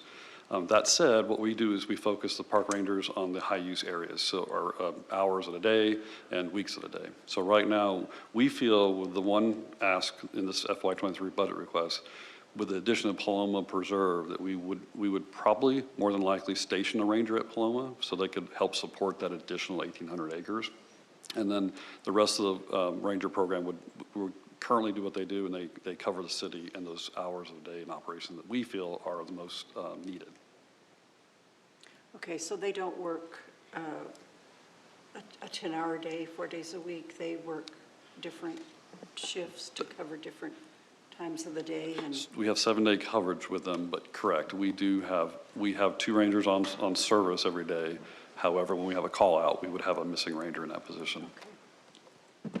But we're confident that this is an opportunity to look at that program, because as I mentioned, the cross-functionality and some of that, we've deployed new measures to help us support the community parks, because rangers, that's where they end up at on most nights to help lock up the community parks. It has a large parking lot, it has a lot of activities right up till 10:30, so that is where that kind of concentration effort's been. But we're confident we can make this work. Back in the olden days, where we just did it mathematically, we used to figure out that each park ranger had about 3 minutes per park. And they went in and picked up the dirty paper towels and threw them away, and they were out of there. So it sounds like you have this planned and really under good care. So We appreciate it. thank you. Thank you for the support. Vice Mayor? Thank you, Mayor. Thank you for a great presentation. The city of Peoria is blessed to have such a wonderful staff. We've said that many times, and you're all representatives of that amazing staff, so thank you for that. So over the years, last several years, I've had a wonderful experience working with Parks and Rec Department. The Ironwood District has several HOAs, and I'm invited often to go to these HOAs. I deal with streets, parking, speeders, but overwhelmingly, the biggest concern that happens at these HOA meetings deals with parks and recreation. And it's a very complex situation you guys deal with. You deal with turf, dog parks, leaking sprinklers, dead trees, new plantings, cracked walls, cracked sidewalks, and it becomes a very complex issue. Sometimes we have to get legal involved. It's not just a cut and dry program you run. It's very complicated. John Sefton has often gone out with me to HOA meetings. Chris, you've been to them. Michael, you have not been to any of them yet, and I'm looking forward to having you accompany me. That's all the invitation I need. Yeah, thank you. So I just want to say thank you for your efforts. I appreciate everything you do for me and keeping the parks in great shape and taking a lot of heat off of me. So thank you for that. Thank you, Vice Mayor. New sacrificial lamb. I have a question. So, Councilmember Dunn? So I just, I was a little taken back when you said Paloma has 1,800 acres, is that correct? For the preserve, correct. Okay, because on that one slide, it showed like 34 or 36 acres. I was wondering where the Great. disconnect is. Mayor, Councilman Dunn, great question. Currently, Paloma Preserve is 1,800 acres that we have under a joint use agreement with the Maricopa County Flood Control District. There's an additional acreage that we will probably attain at some point in time as we work those agreements out, and our trails and connectivity go farther north. Thank you. Mr. Calcaterri, so I think you're talking about the active park space at Paloma is how large? The active Paloma is 84 acres. 84, yes. not 34, okay. Yep. Thank you. So I have a question. Chris, you said that use is up over 220%. Are you talking about fields or trails or everything? That percentage is attributed to trails. We have Brandon's team has a trails counter, so they move that around and get some data from that. From a field perspective, Blake can speak to that. We have waiting lists that are, I would say, probably 3 dozen deep for activation of use of fields. It's a rotating list that we, as you call and come on the list, you then move up as people get allocated fields. So we've got 220% increase in trail usage and a waiting list of 3 dozen at least for our fields. That's a moving target, of course, every month, but there are peaks and valleys with the programming season. If I could sum it up in one thing, everybody wants the field between 6 p.m. and 8 p.m. 3 times a week, and we can't possibly sustain that right now. Yeah.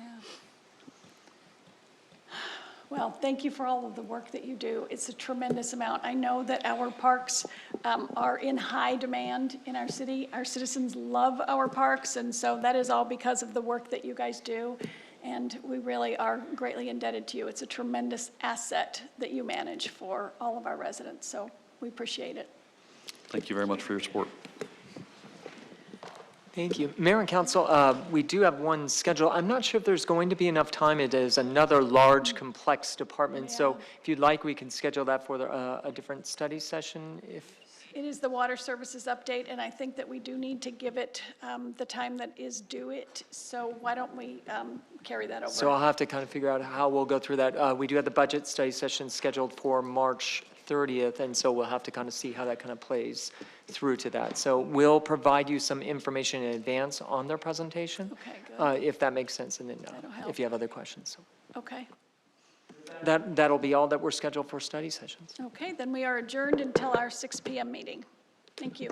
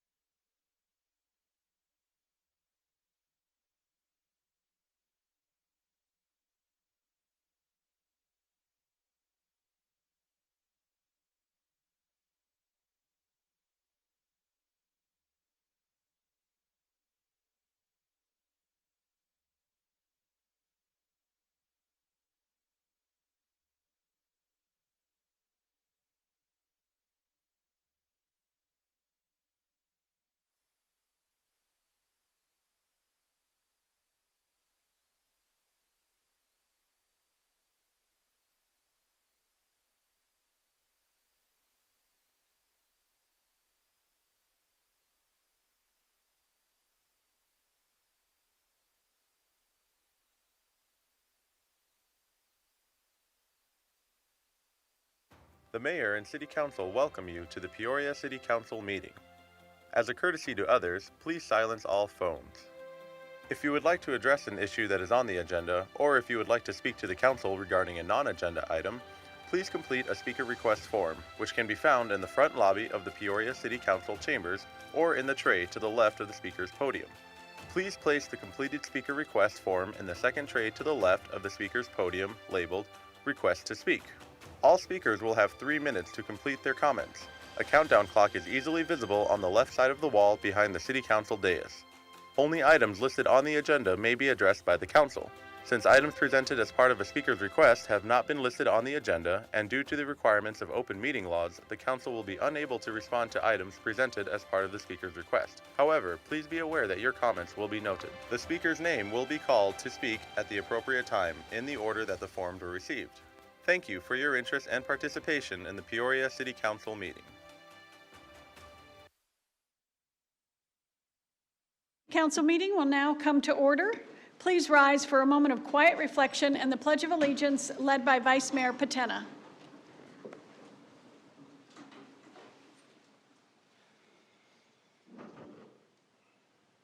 I pledge allegiance to the flag of the United States of America and to the republic for which it stands, one nation, under God, indivisible, with liberty and justice for all.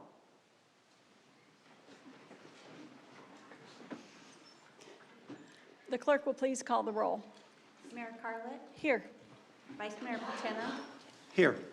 Councilmember Finn, Here. Councilmember Dunn, Here. Councilmember Hunt, Here. Councilmember Binsbacher, Here. Councilmember Edwards, Here. Youth Liaison Fierro, Here. and Youth Liaison Rodriguez. Here.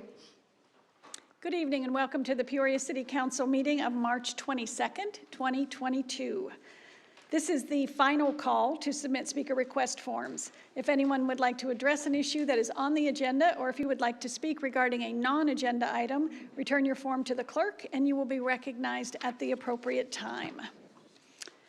The first items on our agenda are Community Facilities District Board meetings, and we will begin with the consent agenda for the Vistancia Community Facilities District Board meeting. Board members, are there any items to be removed from consent or any discussion on the consent agenda? Seeing none, do I have a motion? So moved. Second. We have a motion and a second. Please vote. And that passes unanimously. And we will now move on to the consent agenda for the Vistancia West Community Facilities District Board meeting.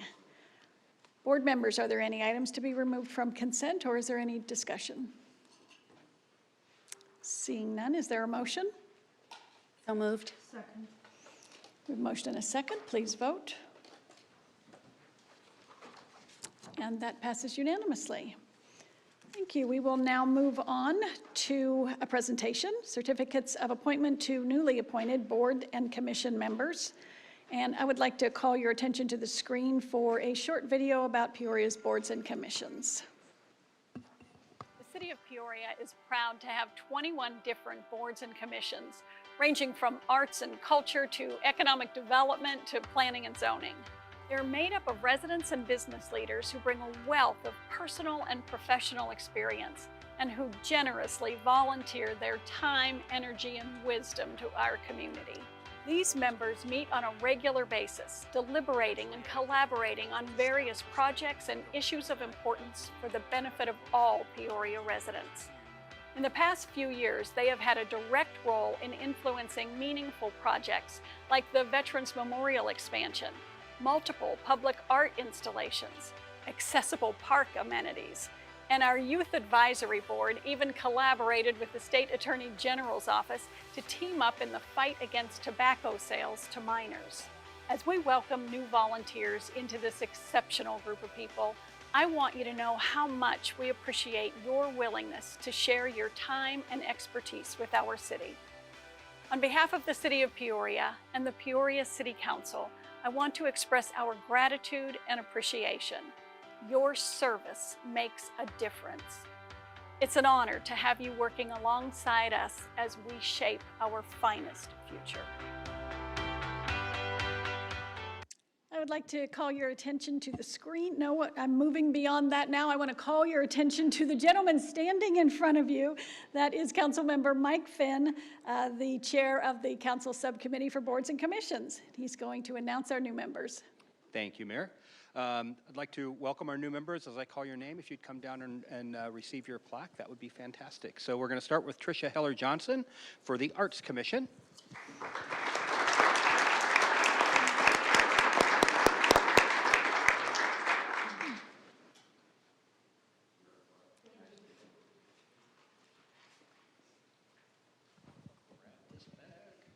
And next is Jocelyn Hanson, also for the Arts Commission.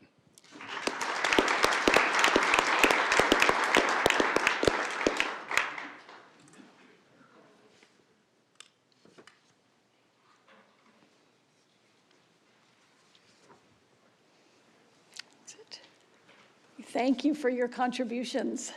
Appreciate it in advance. All right, we will now move on to the consent agenda. All items listed on consent agenda are considered to be routine or have been previously reviewed and or discussed by the City Council and will be enacted by one motion. There will be no separate discussion of these items. If the presiding officer receives a timely notice of a request for removal, an item may be removed from the consent agenda for consideration on the regular agenda. Additionally, tonight's consent agenda includes items posted as a public hearing. If there is a member of the public present who wants to address a public hearing on the consent agenda, please return your speaker request form to the clerk. This item will be removed from the consent agenda and heard during the regular agenda. Is there a member of the public who would like to address a public hearing on the consent agenda? All right, seeing none, I have received one request for removal from the consent agenda, and that is item 12C. Do we have a motion on the consent agenda with the exception of item 12C? Move to approve. Second. We have a motion and a second. Council, please vote. And it passes unanimously. And we will now hear item 12C. At first, Mr. Tyne. Thank you, Mayor and Council. This is discussion and possible action designating the City of Peoria as its official destination marketing organization as recognized by the Arizona Office of Tourism. And to address this, we have Chris Calcaterra, our Parks and Recreation Director. Thank you, Mr. Tyne. Mayor, I'd be happy to talk about the item 12C, just some brief background on it. It's Proposition 302, occurred in November of 2000. It's a part of a lodging and hotel tax that was part of the proposition to help funding for tourism marketing in Arizona, and specifically destination tourism. So Peoria has been receiving this grant since 2006, and importantly, because of our destination tourism opportunities we have in Peoria.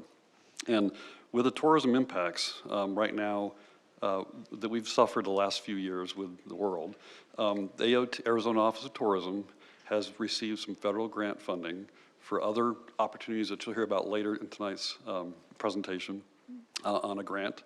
So they've done this throughout the state to create a more impactful opportunities for tourism, destination tourism into Arizona. Because of that, Arizona Office of Tourism has provided all the designated marketing organizations that we were and are from 2006 to go back and create a official action from council and or a resolution that will create a document for this federal funding that they're receiving and document that moving forward. So in our particular case, our designated marketing organization allows us to market for opportunities such as spring training, which is outside guests coming to Arizona. Because of the pandemic, the last 2 years, Arizona Office of Tourism has opened up that to be where you can market in the state. So you're looking to bring in into the city additional Arizona residents, maybe from the northern Prescott area or something, into the local area. So this has been a very long plan coming and trying to revitalize Arizona tourism. And it's been a very impactful opportunity for our city since 2006. We typically receive about $80,000 in grant dollars every year. It's based on the hotel bed tax, so it's based on the year prior of the lodging tax in Peoria. We currently have 9 hotels in Peoria, so our ratio is based on how many heads we have in those beds during that time period. So with that, I'd be more than happy to answer any questions. Thank you. Are there any questions? Yes. Ms. Dunn? So when we were talking today, you said one of the areas where this could be used, not only the sports complex, but we could use it for the Chamber of Commerce. Is that correct? The Chamber of Commerce, most other designated marketing organizations are CVBs, so Convention Visitor Bureaus, that are also designated marketing organizations, other jurisdictions. And ours, the city of Peoria, is that jurisdiction for DMO. So we pay about $70,000 to the chamber annually. Could we use it for this instead, or no? I believe those are, I don't know if I can fully answer that question, but those are definitely 2 different buckets. if you will, Right, so. but one's coming from general fund, and this is a grant, so that money could be used for something else. Is that correct? Mayor and Council, I probably should mention that, unfortunately, I believe the Arizona Office of Tourism does allocate those 302 monies for very specific purposes. A Chamber of Commerce that looks internally at supporting small businesses is not be something within that scope. So my guess is that you would not be able to apply that funds. Does that sound right, Mr. Calcaterra? You're absolutely right. And to clarify that, the designated Arizona Office of Tourism, if you're a DMO utilizing these grant dollars, there's specific categories. It's print placement, it's broadcast, it's outdoor placement, billboards, it's digital media, it's website development, and it's printed materials. And in order to be a designated DMO, you have to have certain tourism placements already. So you spend a certain threshold of dollars on tourism, which the stadium does, which the city does as well. So as we talked about earlier, the opportunities that exist, we create actually, Office of Communications, in conjunction with my team, creates the Visit Peoria Guide. We do that every 2 years, and that comes out of this marketing dollars from Arizona Office of Tourism because it qualifies for those funds as a destination tourism opportunity. So I have one other question. We have another grant coming up in the regular agenda, and in that was 8 pages, of the rules, for this grant. And one of them, on page 3, it specifically lists conflict of interest. And one of the things that I'm wondering, and I would like to ask our attorney, is it a conflict of interest that we have Mr. Calcaterra, who hired our Bridget for the Cactus League, and then, can she vote on something like this? Because she gets paid, from what I understand, and you can correct me if I'm wrong, through, sports and tourism. So I don't know that it's necessarily my position to correct you on how Councilmember Bensbacher is compensated for her professional work outside of her job as a council member. So I would, perhaps, Councilmember Dunn, based on the information I have, I don't see a conflict with what I know. But if you'd like to expand on how you view it as a conflict, certainly. So I'm just wondering, because Mr. Calcaterra is on the executive board, and he actually, through that, hires, and, the council member got hired, and he is part of he's the chair of the board. So wouldn't that be a Ms. conflict? Dunn, I believe that you're confused with the group. I believe that you're talking about Mr. Calcaterra, who's involved with the Cactus League Association as our rep, whichever one of the sports complexes. This does not relate to that, nor is any of the funding from the Arizona Office of Tourism go to that, nor is any of the city dollars go into that. So I'm not sure if you're talking about how this AOT grant or the subsequent one on 23R have any relevance to this item. So I am not confused. I do know that he is the chair of the board, are you not, for the Cactus League? I represent the city, Right. Mayor, Councilmember Dunn. I represent the city on the Cactus League and as you're the the Cactus chair. League member, and I'm currently the president of Cactus League. For clarification, I don't make hiring decisions. But do you vote on them? Exactly. No, I apologize. This is not an item that's on there. I imagine that you have some questions related to the Cactus League Association. This is the Arizona Office of Tourism and grants to the city. There is no relationship. I apologize for being abrupt, but I don't want to do something that is off topic specifically, nor is there any connection to that. Happy to speak with you later regard to the Cactus League Association, what their role is, the funding, and any of those aspects of it. Certainly doesn't belong on this item. I just hope that if there is a conflict, that, I mean, play it on the safe side, because I do know the sports and tourism, does financially contribute to Cactus League, and, that Councilmember Dunn, hence you were just told that this funds is the not an position. agenda item and it's not a conflict. Councilmember Binsbacher, do you have something to say? So the Cactus League is a separate organization from the Arizona Office of Tourism, totally unrelated, these funds coming through. And I just want to say that, can you articulate how it would be a conflict of interest, this specific line item? Again, you voting, he votes to put you on, on that role, and then you voting to put money here towards your employer versus, maybe something like the Chamber of Commerce. These dollars have nothing to do with my employer, but I will say, if you have a question regarding anything having to do with my employment or the Cactus League, you are welcome to call me anytime. It doesn't even really belong in part of this discussion on this agenda item, totally unrelated. Well, and that's fair, and you'll vote accordingly, and, I didn't talk to you because last time you said you were 10 steps ahead, and we're a little bit, so that's why I brought it up, so thank you.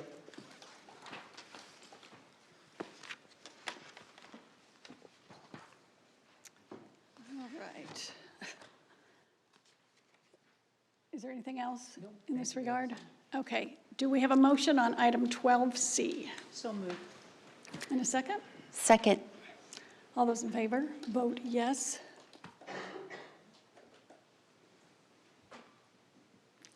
All those who understand, vote yes. And that passes with one no vote. All right. We will now move on to the regular agenda. Item 23R, is that where we are? Item 23R, Grant, Arizona Office of Tourism, Visit Arizona Initiative Grant, Outdoor Recreation, Revitalization, Mountain Bike Competitive Track. Mr. Tyne? Great, thank you, Mayor and Council, and Mr. Calcaterra is again here, available to us to discuss the additional grant opportunity related to tourism. So I'll pass it to Mr. Calcaterra in a presentation. Thank you. Mayor, Council, I'm here tonight to talk briefly about a grant opportunity with the Arizona Office of Tourism. This is the Visit Arizona Initiative Grant Outdoor Recreation Revitalization Grant Program. The City of Peoria, and this is specifically for a mountain bike competitive track. But before jumping into this grant, I will provide some context to the Paloma Preserve Trail System. This council's vision of connecting the built and natural environments for Peoria's residents is showcased right outside of Paloma Park in the Paloma Preserve Trail System. Partnering and utilizing a joint use agreement with the Flood Control District of Maricopa County, the city and Peoria residents have access to trails on this map that were developed through extensive evaluations of sustainability, the sensible destinations, and natural habitats, as well as the overall enjoyment of the trail routes as major factors. Most were adopted into the trail network, with a few needing to be rerouted as to prevent further erosion on the trail surface. However, many of the smaller wildcat trails that led nowhere will be revegetated over time. A public open house meeting was conducted last October to meet with our park trail users in their environment, to present and discuss the routes of these new trails and preservation of the areas, which we received several suggestions on how to improve our trails. The city also has an obligation to work with the Flood Control District for permits and changes made to the original design. This is in congruence with the true need or the true reason for the preserve. It's a drainage location where it goes behind the dam, and essentially that is a holding mechanism for the Maricopa County Flood Control District. Part of this opportunity with the public outreach was to go into how to name the trails. So the community was asked to vote on the names and provide some opportunities for, without confusing the entire preserve trail system with one single name. So through that process, we actually came up, as a team, came up with some great concepts from the public. So West Wing Preserve is now made up of 4 trail segments, and West Wing Trail does not necessarily exist anymore. So those 4 sections are Golden Cliffs, Canyon Overlook, Western Overlook, and Dam Overlook trails. The East Wing side, Preserve, is now made up of 4 trail segments: Desert Chicory, Vista, Kestrel Overlook, and Buckhorn Trails. And as you can tell by the names, we had a lot of impact and important people from our public, putting in some of the Sonoran Desert opportunities for naming these trail systems. A true public partnership. Here we have a trailhead node. This is a project that was already coming out of a Sonoran Mountain Ranch Park. This is an access point for the Paloma Preserve on the east side of the preserve. The trailhead complements the access point on the west, the Paloma Park complements on the west side of the park for trail access that is currently being developed in connection points. This trailhead is nearly complete, except for very long lead items such as signage and kiosks that will be provided in the central point as you pass through this. And attached here, we just had the notification for the public. This area has been very highly sought after as far as entrance into Paloma Preserve, and we are looking and very happy to have this as an entry point and educational opportunity for the public. Paloma Preserve trails are unique to the environment with numerous flood events and crossing topography challenges. This is not your typical trail system or multi-use pathway. This is a unique opportunity for the city. Here you can see just a few examples of what this trail profile will look like for our residents. Future trail improvements projects are being currently reviewed through design concept reviews to actually connect all the way up to New River Trail that will be going on the corridor on the east side of the Paloma Preserve. So at the end of these projects, we will have an opportunity to connect all the way down, essentially all the way down to our southern border of our New River Trail, multi-use pathway.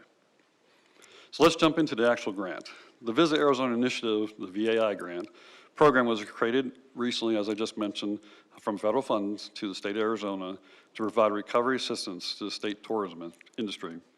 And this funding through this agreement supports and projects that will contribute to that effort. So 3 grant areas were offered by the Arizona Office of Tourism: Visit Arizona Partnership, Visit Arizona Marketing, and Outdoor Tourism Revitalization.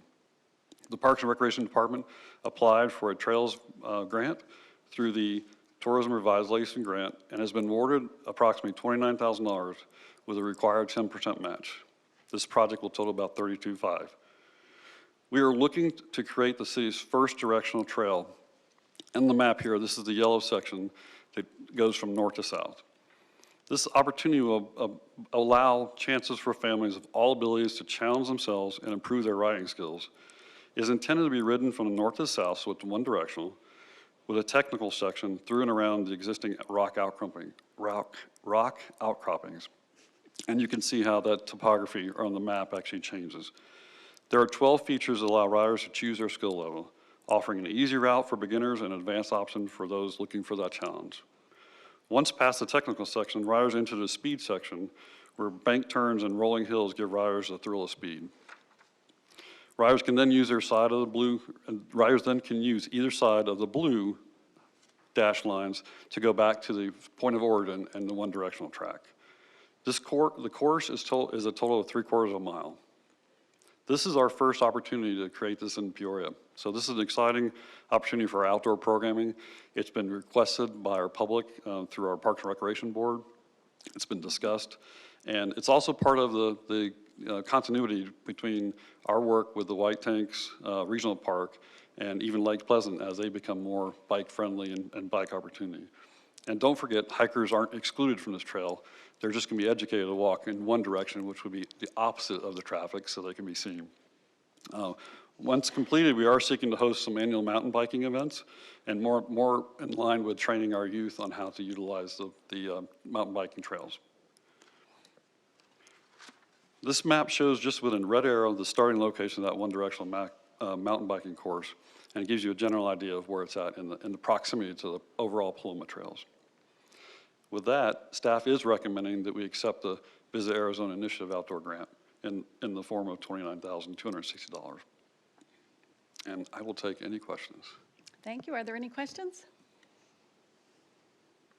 I'm really, really happy to see this. People have been asking for a mountain bike trail for as long as I can remember, so I'm just really, really pleased that this is happening at this time. So do I have a motion? So moved. Second. Motion and a second. Council, please vote. And it passes unanimously. Thank you. All right, we will move on to item 24R, budget amendment and use of reserves, council chambers building repair program, Peoria Municipal Complex, 84th Avenue and Monroe. Mr. Tyne. Thank you, and we have with us Ed Striffler, our Architectural Services Manager, to speak on this item. Thank you, Mr. Tyne, and thank you and good evening, Mayor and Council. Tonight's project isn't your typical ribbon-cutting type project that I usually present, but we felt that it was important to inform the council of some of our maintenance and preservation efforts here on our municipal campus of our building assets. This project comes with some impacts not only to the campus, but to some of your upcoming meetings and some of our board meetings that might normally be held in this facility. So we wanted to make sure that all was understood ahead of our start. That didn't work well. There we go. For the benefit of our viewing residents, the northern half of this Peoria Municipal Complex, which consists of City Hall, the court, our original PD building, the council chambers, and the library, were constructed between 1990 and 1993, so now collectively are all exceeding 30 years old. The Development and Engineering and Public Works departments have been tag teaming on a series of roof replacement and envelope rehabilitation projects that span back to the renovation of the municipal court nearly 10 years ago. Through different major renovations, projects like the court and the library have had their signature crimson roofs, had the tile replaced, the roof membranes replaced, the metal fascias in some case replaced, or refurbished, along with all of their flat roofs, stucco soffits, and building joint sealants. The council chambers is the next project in this sequence, and since it was built at the same time as the main library, shares some of the same points of failure that we witnessed when we re-roofed and refurbed the library in 2018, specifically on the red metal fascias and the concealed gutters, and I'll show you some images of those in a minute. Our need is to proceed rapidly ahead of the summer monsoon. After the May 3rd council meeting, the building will be heavily scaffolded to allow for safe worker access to the roof overhangs, as well as on this building to the front entry ceiling that's over the main entrance to this building. It'll be intimidating at the entry, but the scaffolding will be designed for safe and also accessible access into this building. Daytime meetings are currently being blocked out and will be displaced due to the noise and the overhead hazards that occur during construction, but the night meetings can continue into the summer recess. Because the buildings have different and now discontinued roof tile profiles, we've been strategic in our decisions to fully replace some of the roofs and harvest the tile for use on other roofing projects here on the campus. The tiles that were harvested and stored from the library enabled the re-roofing of the former PD building, also known as the Tech Center, just a couple of years ago. All the good tile from this building will be palletized, stored, until we undertake the re-roofing of City Hall, which you'll see in the capital program in fiscal year 2025. Now, this adds cost now, the handling of all the tile up and down from the roofs, palletizing and transporting. But it saves us cost in the long run when we get to the big roof on City Hall. And it also has the environmental benefit of avoiding throwing all that tile into the landfill. So let's talk about a little bit of the ugly. Starting in the upper left, we have lots of leak damage. These are pictures of the building that you reside in now. We have a lot of sun and water damage on the south side of the building that takes the harshest exposure. And we have literally holes in that red metal fascia that have rusted all the way through, and those are contributors to the leaks that you see in the upper left. I made mention of two different roof profiles in the lower left of your screen. All of our newer buildings have a curvy S-shaped tile, but our old buildings have a faceted kind of diagonal tile. So we've been very mindful of how to best play this game of checkers to equip us for the subsequent project. In the images in the lower portion of the screen, These are images of the library that we completed in 2018, and you can see just how crisp all those new red fascias are, how nice, neat, and non-leaky those soffits look underneath. And then on the right-hand side, we take those opportunity to dig out all the old sun-baked joint sealants that keep our air conditioning inside and keep our water from entering from the outside. And these are very complicated, very complex shaped building that have a lot of those joints, so that adds up pretty quick. And many of them are in high places, so that leads to the reason to have to scaffold the whole building. The request for a budget, there's a request this evening for a budget amendment, and that will allow us to fully fund the construction job order and the project contingencies that we have planned. We have contingencies both on the owner side of our ledger and also within the construction job order, totaling over $51,000. Now, this form of contract is a guaranteed maximum price, so all the unused contingencies and savings will be returned to the fund balances at the end of the project. And with that, I'm happy to answer any questions. Thank you. Are there any questions? No, seeing none. Do I have a motion? Second. Motion and a second. Please vote. And it passes unanimously. Thank you. All right, item 25R is budget amendment, fleet maintenance, fuel costs. Mr. Tyne. Thank you. And Jay Davies, our Public Works Director, will speak on this budget amendment request, which is an action item. Thank you, Mr. Tyne. Good evening, Mayor and Council. So you will recall, just a few weeks ago, my team and I were before you with our department overview, and we touched on some of the challenges that our fleet department is facing. This brief presentation tonight outlines a request to address one of those challenges, and that is the sharp rise in fuel costs.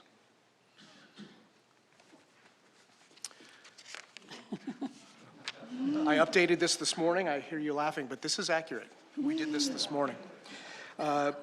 As you all know, both diesel and unleaded gasoline are up at the pumps.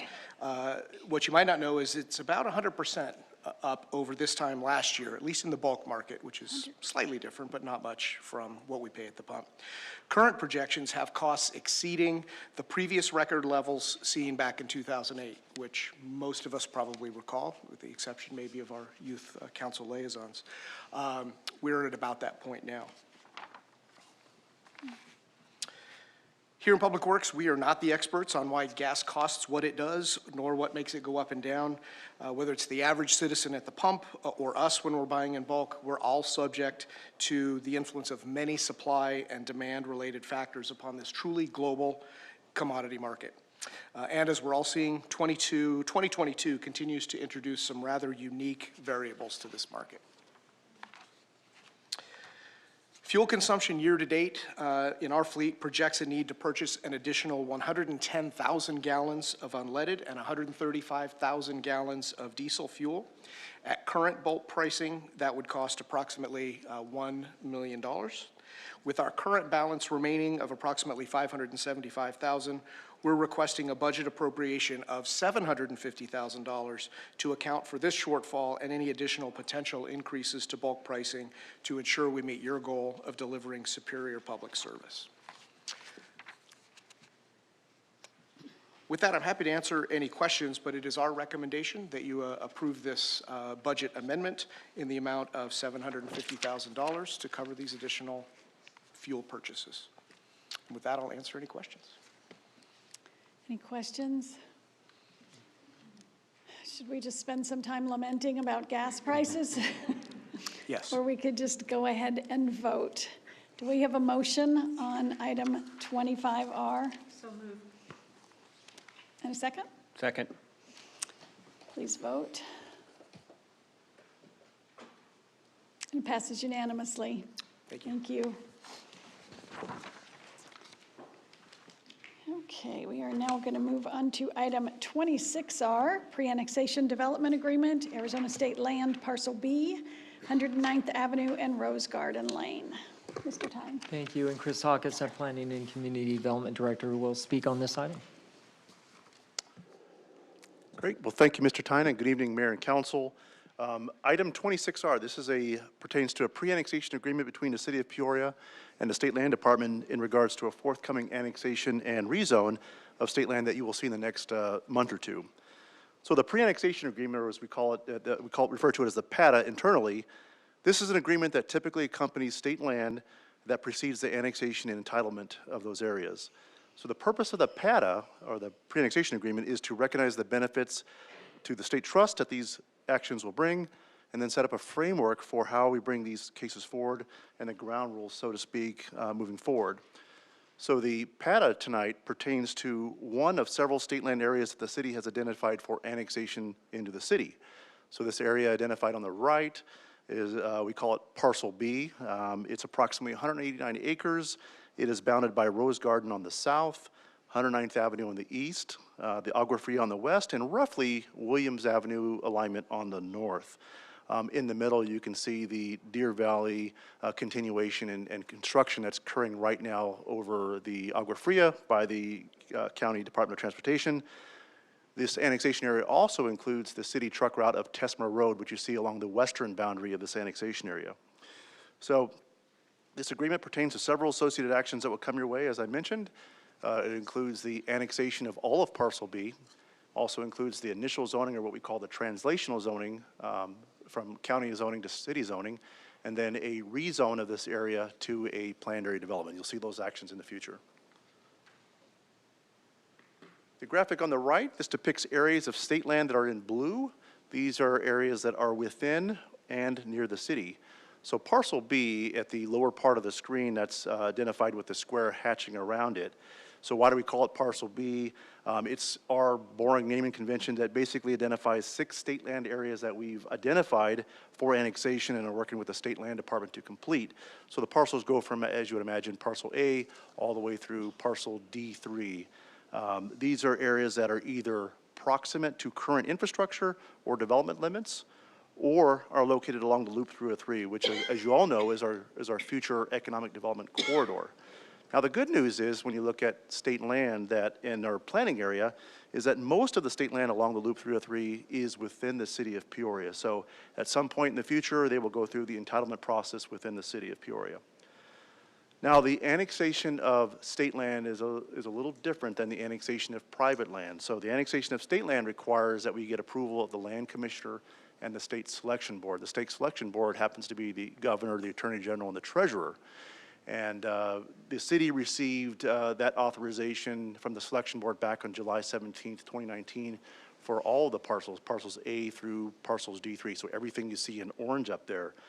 However, to complete the process of annexation, the State Land Department has required that each annexation area be accompanied by an entitlement or a rezone of the land.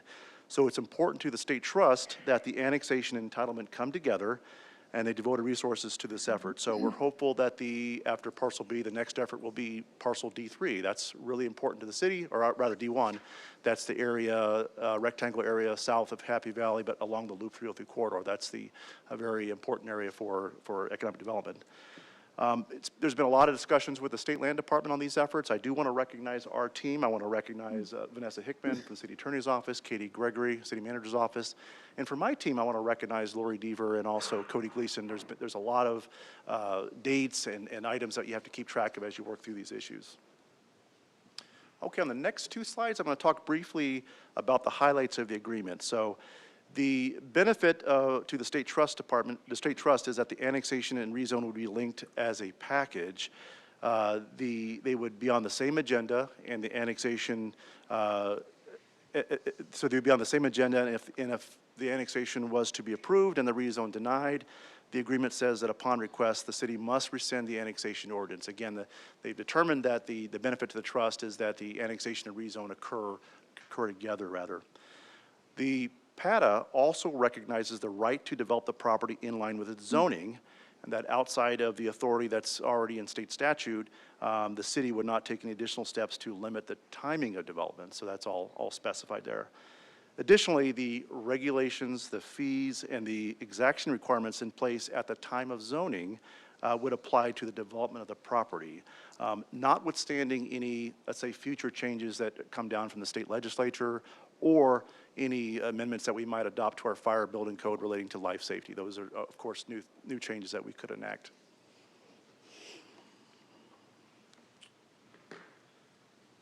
This is an area that is adjacent to city water and sewer service, so the agreement recognizes that the area will be served with city water and sewer services, and it will be the responsibility of the future developer to install the required infrastructure to serve the property. In that regard, the city can impose impact fees for eligible public infrastructure except water, sewer, and access roads, which will be installed by the future developer.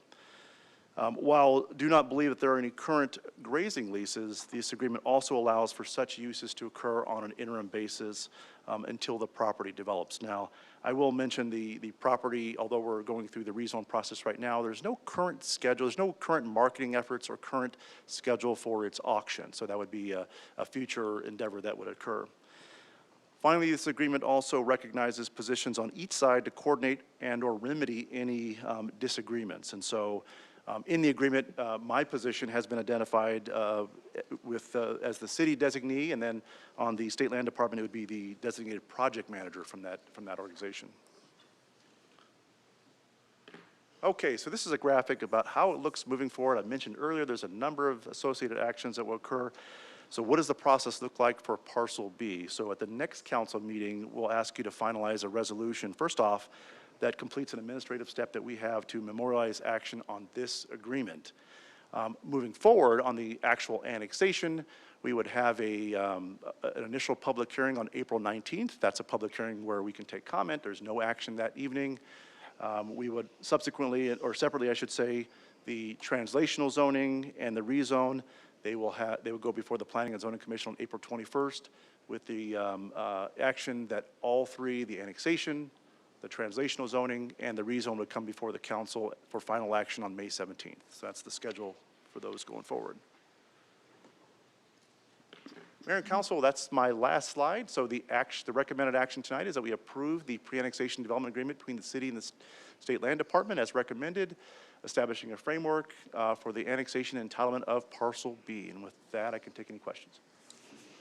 Thank you. Chris, is there any questions for Chris? I just have to make a few comments. This has been in the works for many years, and I am so happy to see it finally coming to fruition. And I know that we got the approval to bring all of these forward in 2019, so I'm glad that it's moving forward finally, and hopefully we can get the rest of those annexed in before too long. And I have great hope because yesterday I spoke to the State Land Director, Lisa Atkins. She called to say that she was very grateful that this is moving forward and very thankful for the way she has worked with the City of Peoria team. She was just thrilled, as a matter of fact. She said grateful more times than once, and I was very happy to hear how happy she was in how well her team worked with our team at the City of Peoria. And she was very complimentary. She said Peoria is rapidly growing and it's amazing what has been done here. She said that the West Valley still holds a place in her heart. She was originally from the West Valley, and of course she was the chief of staff for many years for Congressman Bob Stump, and that is of course the 303 is named Bob Stump Memorial Parkway. So I just have to say, she is the State Land Director. She's also been on the board at Central Arizona Project since 2003.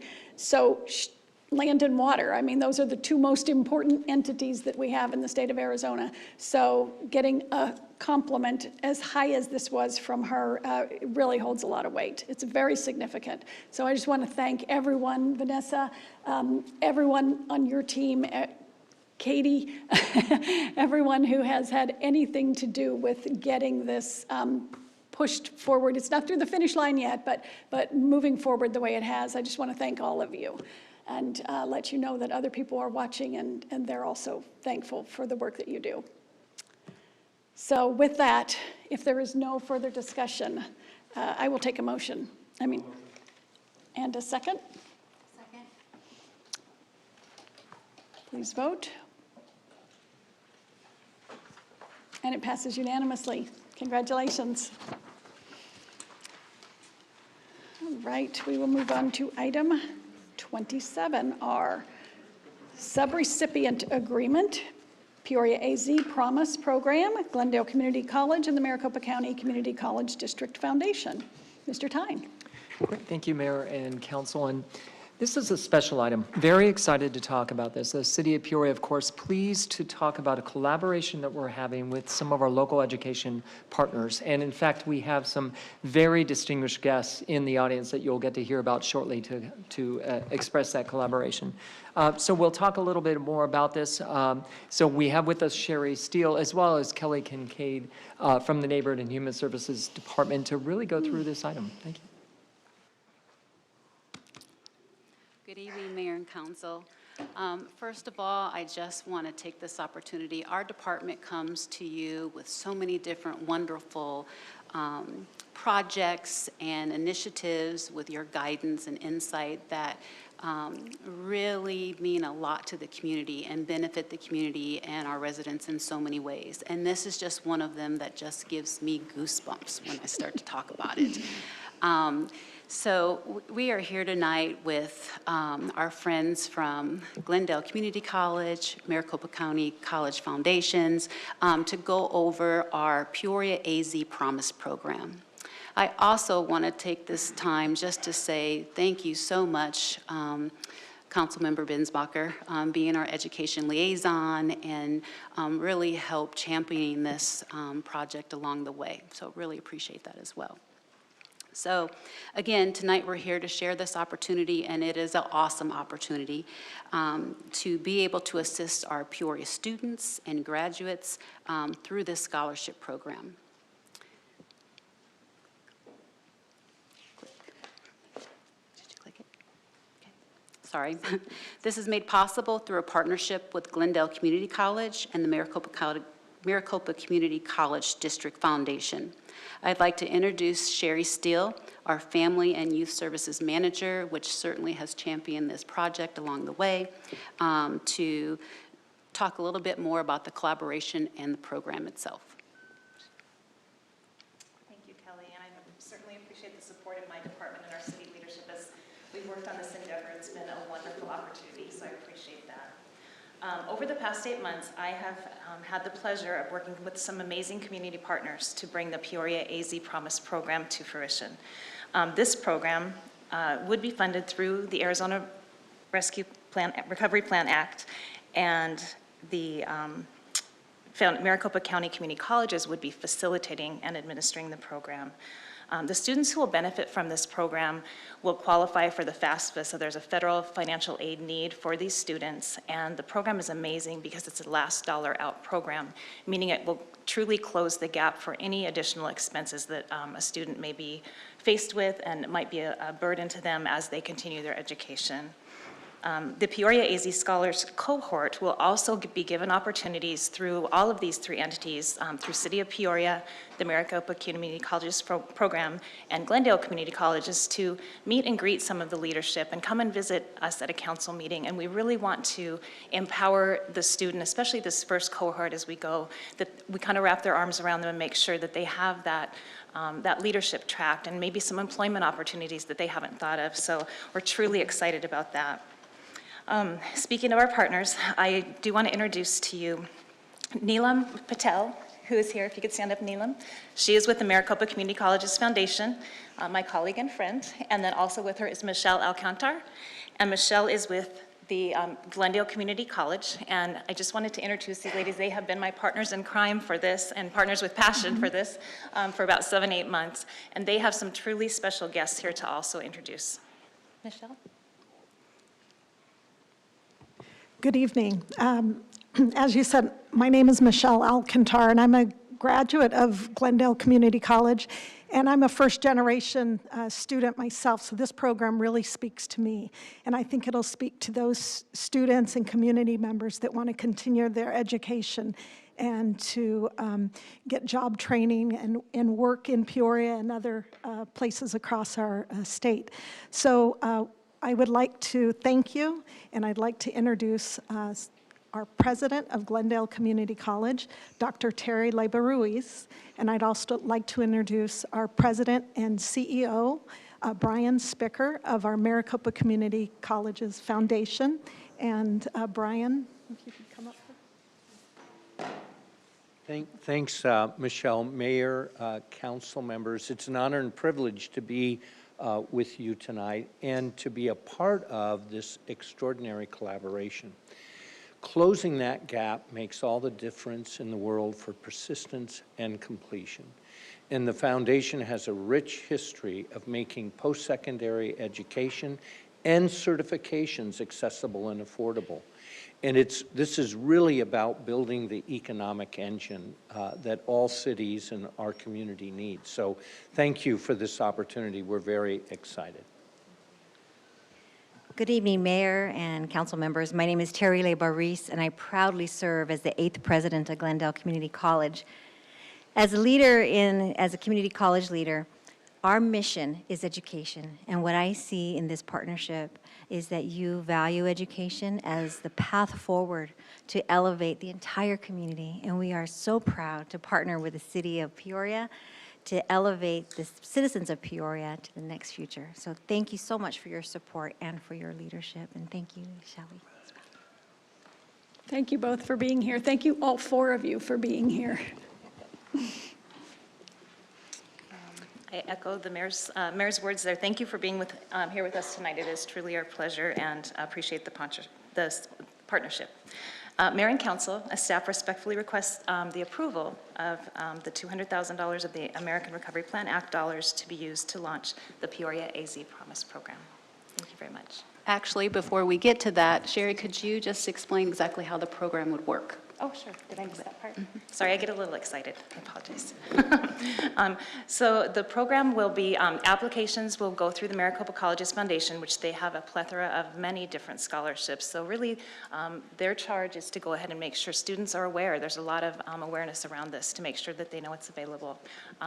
We'll be working together on marketing, getting the word out, having resources available so that students are aware of just that we have this resource. The Promise program will identify any of that last cost for college, and the promise is that that student, as long as they stay enrolled, maintain a 2.0 GPA, will continue to receive that scholarship throughout up to 6 semesters as they finish their 2 years of post-secondary education. Another beautiful part of this, and I think Brian spoke to this a little bit, is that there are many barriers that students have, and the wonderful part of this program is that it can actually cover the gap of additional costs that might be a barrier, maybe a vehicle repair, and that is all up to the foundation. We're trusting them, and they do a great job. They'll identify those other costs that keep kids from going to school, just to be a matter of fact. And they do have a wonderful counseling program that will make that phone call if the student is not coming to school for a couple days. What's going on? What can we do to help? You're part of this program, and we want you to get to school. We want you to be here and be successful. So it does have some really amazing caveats that maybe a Pell Grant or financial aid doesn't even cover or can begin to cover. So that's a very exciting, unique part of it. And then we do plan on working with our economic development team, along with the philanthropic arm through the foundation, we want to continue this. The promise is that we want continued funding. So that will be a 2-year project to kind of just keep working on and find new exciting innovations and partners. Another thing that is exciting about ours in particular, there are other cities that have done Promise programs. Really, from Councilmember Binswacher's direction and wonderful thought, we need first responders right now. Our city does, as well as our communities and city and our county. And we will prioritize through the vetting process with the Maricopa Community Colleges Foundation to prioritize first responders and identify them and really hold them up to let them know their value in the community. So, did I cover everything? Yes, okay. Great, thank you for the extra few minutes, appreciate that.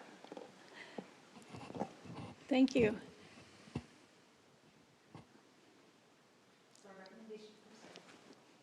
I'm a little excited. Our recommendation would be that you would approve the $200,000 American Recovery Plan Act funding to begin the Peoria AZ Promise program. Thank you. Thank you. Appreciate your presentation. All right, Councilmember Binsbacher. Thank you, Mayor.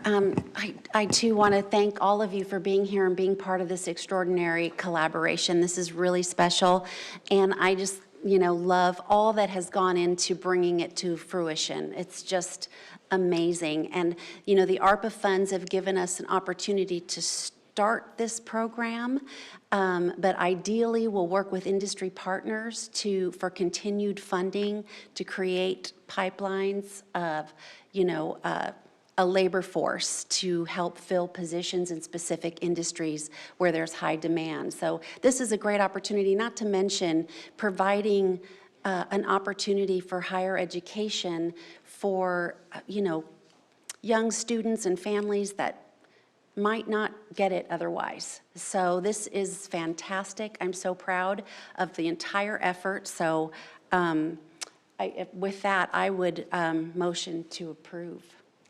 Move to approve.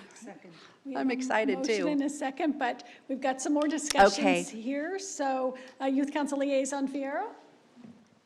Good evening. So I have two questions. Councilmember Binsbacher kind of answered my first one, but I was wondering if all funding for this would come from the city or if there will be other contributors to the funding. And out of this funding, how many scholarships is being planned to be given out? So I can answer that if that's okay. Thank you very much for the question. So at this time, the $200,000 is not general fund dollar. It would be through the ARPA funding that we have, which are many other endeavors that we have to spend the ARPA money just for the good of the community. So the beginning amount, yes, would be through the city, through ARPA funding. Right now, we need to identify how many students, so it really depends on the amount and the value. It won't be a program that's going to help 2,000 students, but the handful of students that qualify that we do help, it will help them attain that secondary education.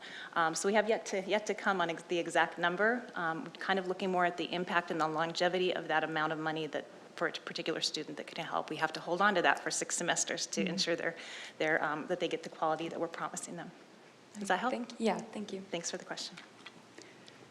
Councilmember Dunn. I just had a real quick question. Is this exclusively for like Peoria residents? Okay. Great question. It's actually for Peoria residents or those graduating who are residents of Peoria graduating from a high school. For an example, my children were Peoria residents. They graduated from Sandra Day O'Connor. As a Peoria student, they would still qualify, if that makes sense. We have a lot of intermixing between our districts and so they would Thank have you. to I think it's a great program. Thank you. Appreciate the support. Thank you. Youth Council Liaison Rodriguez. Hello, thank you so much. I do want to speak on the fact that I think it's really great what this program is doing. And personally, I am in the ACE program with the GCC, Glendale Community College, and I think that's a fantastic program. And if no one's familiar with that program, it is a program that allows for high school students to attend GCC at the same time, and it allows them to get 24 credits. And I think that is phenomenal, especially for students who are craving to have that college experience before they get into the real world. And I've seen many of my peers in the past who wish they could go to college, but they didn't have the resources to get there. And I think this program is perfect for that, and thank you. Thank you. Okay, we have a motion and a second on this, and I just want to add to this conversation, to this discussion, my comments. I am really, really pleased that we're bringing this forward right now, that it's actually happening. I appreciate your partnership so much. And Councilmember Binsbacher, I know this has been a vision of yours for a long time, and so I'm sure you are really happy to finally see it coming to fruition. So I am very pleased that we are now going to vote. Please vote. And it passes unanimously. Thank you. Thank you all.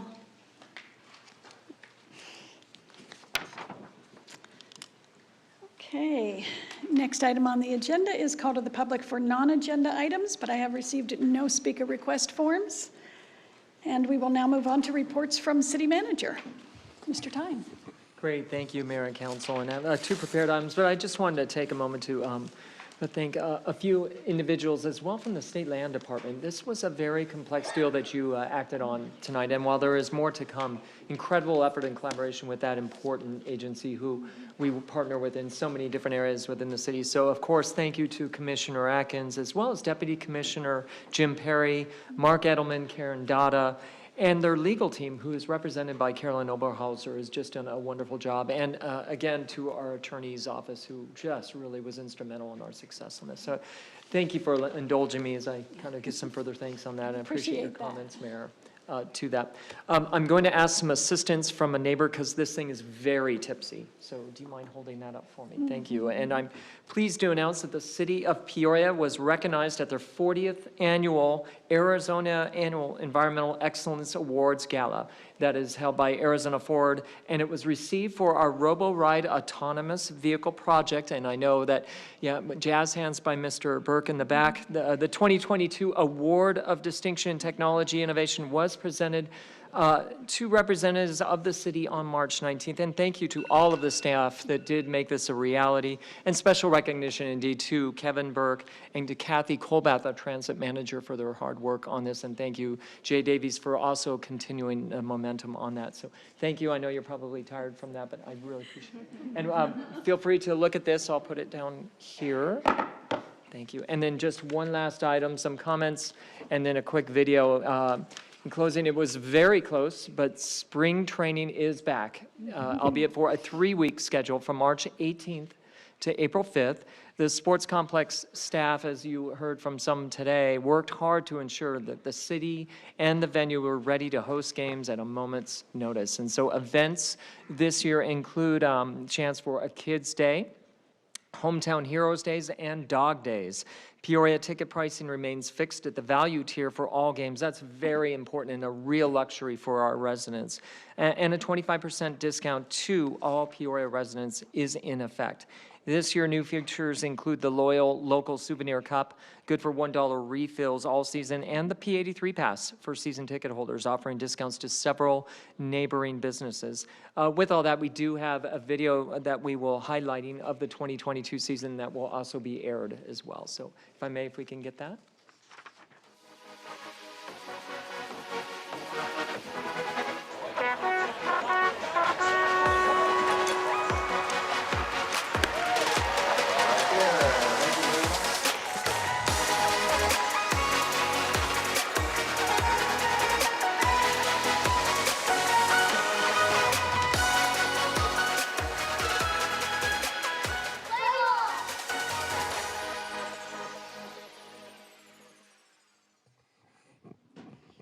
Great, and that is all I have, but thank you very much for the time. All right, and now I'd like to hear from our Youth Council liaisons, and we'll begin with Ms. Fierro. Good evening, Mayor and Council. So as many of you know, we had the amazing opportunity to go to Washington, D.C. last week, and I could speak about it for hours. Don't worry, I won't, but I could, and that's the point. I would like to thank City Council first for allowing the board to send 9 representatives from the Youth Advisory Board to DC, and also thank the City of Peoria. We're eternally grateful, and on the behalf of our board, thank you. So we attended the NLC Congressional Conference in DC, and while we were there, we got to interact in youth workshops and other workshops, such as court cases in cities. And we actually got the huge honor to be able to see the president speak. President Biden attended the conference, and he spoke to local government about infrastructure, inflation, Russia attacks on Ukraine. And it was just a huge honor and a huge blessing to be able to see that. We also got to see Pete Buttigieg speak, and Luke Solomon on our board was so happy for that. So it was just amazing for him to for all of us to see that. Aside from the NLC Congressional City Conference, we also got to attend a hearing from our state senators. And again, Pete Buttigieg was there, and our board actually got a photo with him. So it was very cool for that. And we also just toured the city, and we had a great time. So again, I could thank you guys like 10 times for this. It was an amazing opportunity. We loved it. Aside from the trip, we are having Youth Government Day, April 5th, here at City of Peoria. So far, we have 8 elementary schools coming to attend that. And if you don't know what Youth Government Day is, it's basically intended to teach kids about what the city does and get them interested in city government. Shout out to the Youth Advisory's Civic Engagement Committee for planning this, and we the Youth Advisory Board will be hosting this. So we're very excited about that. Again, that's April 5th. I'll stop talking, I'll pass it to my colleague over there. Thank you. Youth Council Liaison Rodriguez? Thank you, Mrs. Fierro. Also, I do want to say I'm very, very thankful for our trip. I think it's one of the best 4 days of my life. And I was very excited, and I'm so glad I got to spend time with you and got to know you better and knowing the rest of our board better. And like half our board went, so it really made us closer and understand each other better. And I think we'll be able to work even better together, if that's possible. So during our last meeting before our trip, we did get to tour our brand new library, which is amazing. I definitely recommend to go check it out.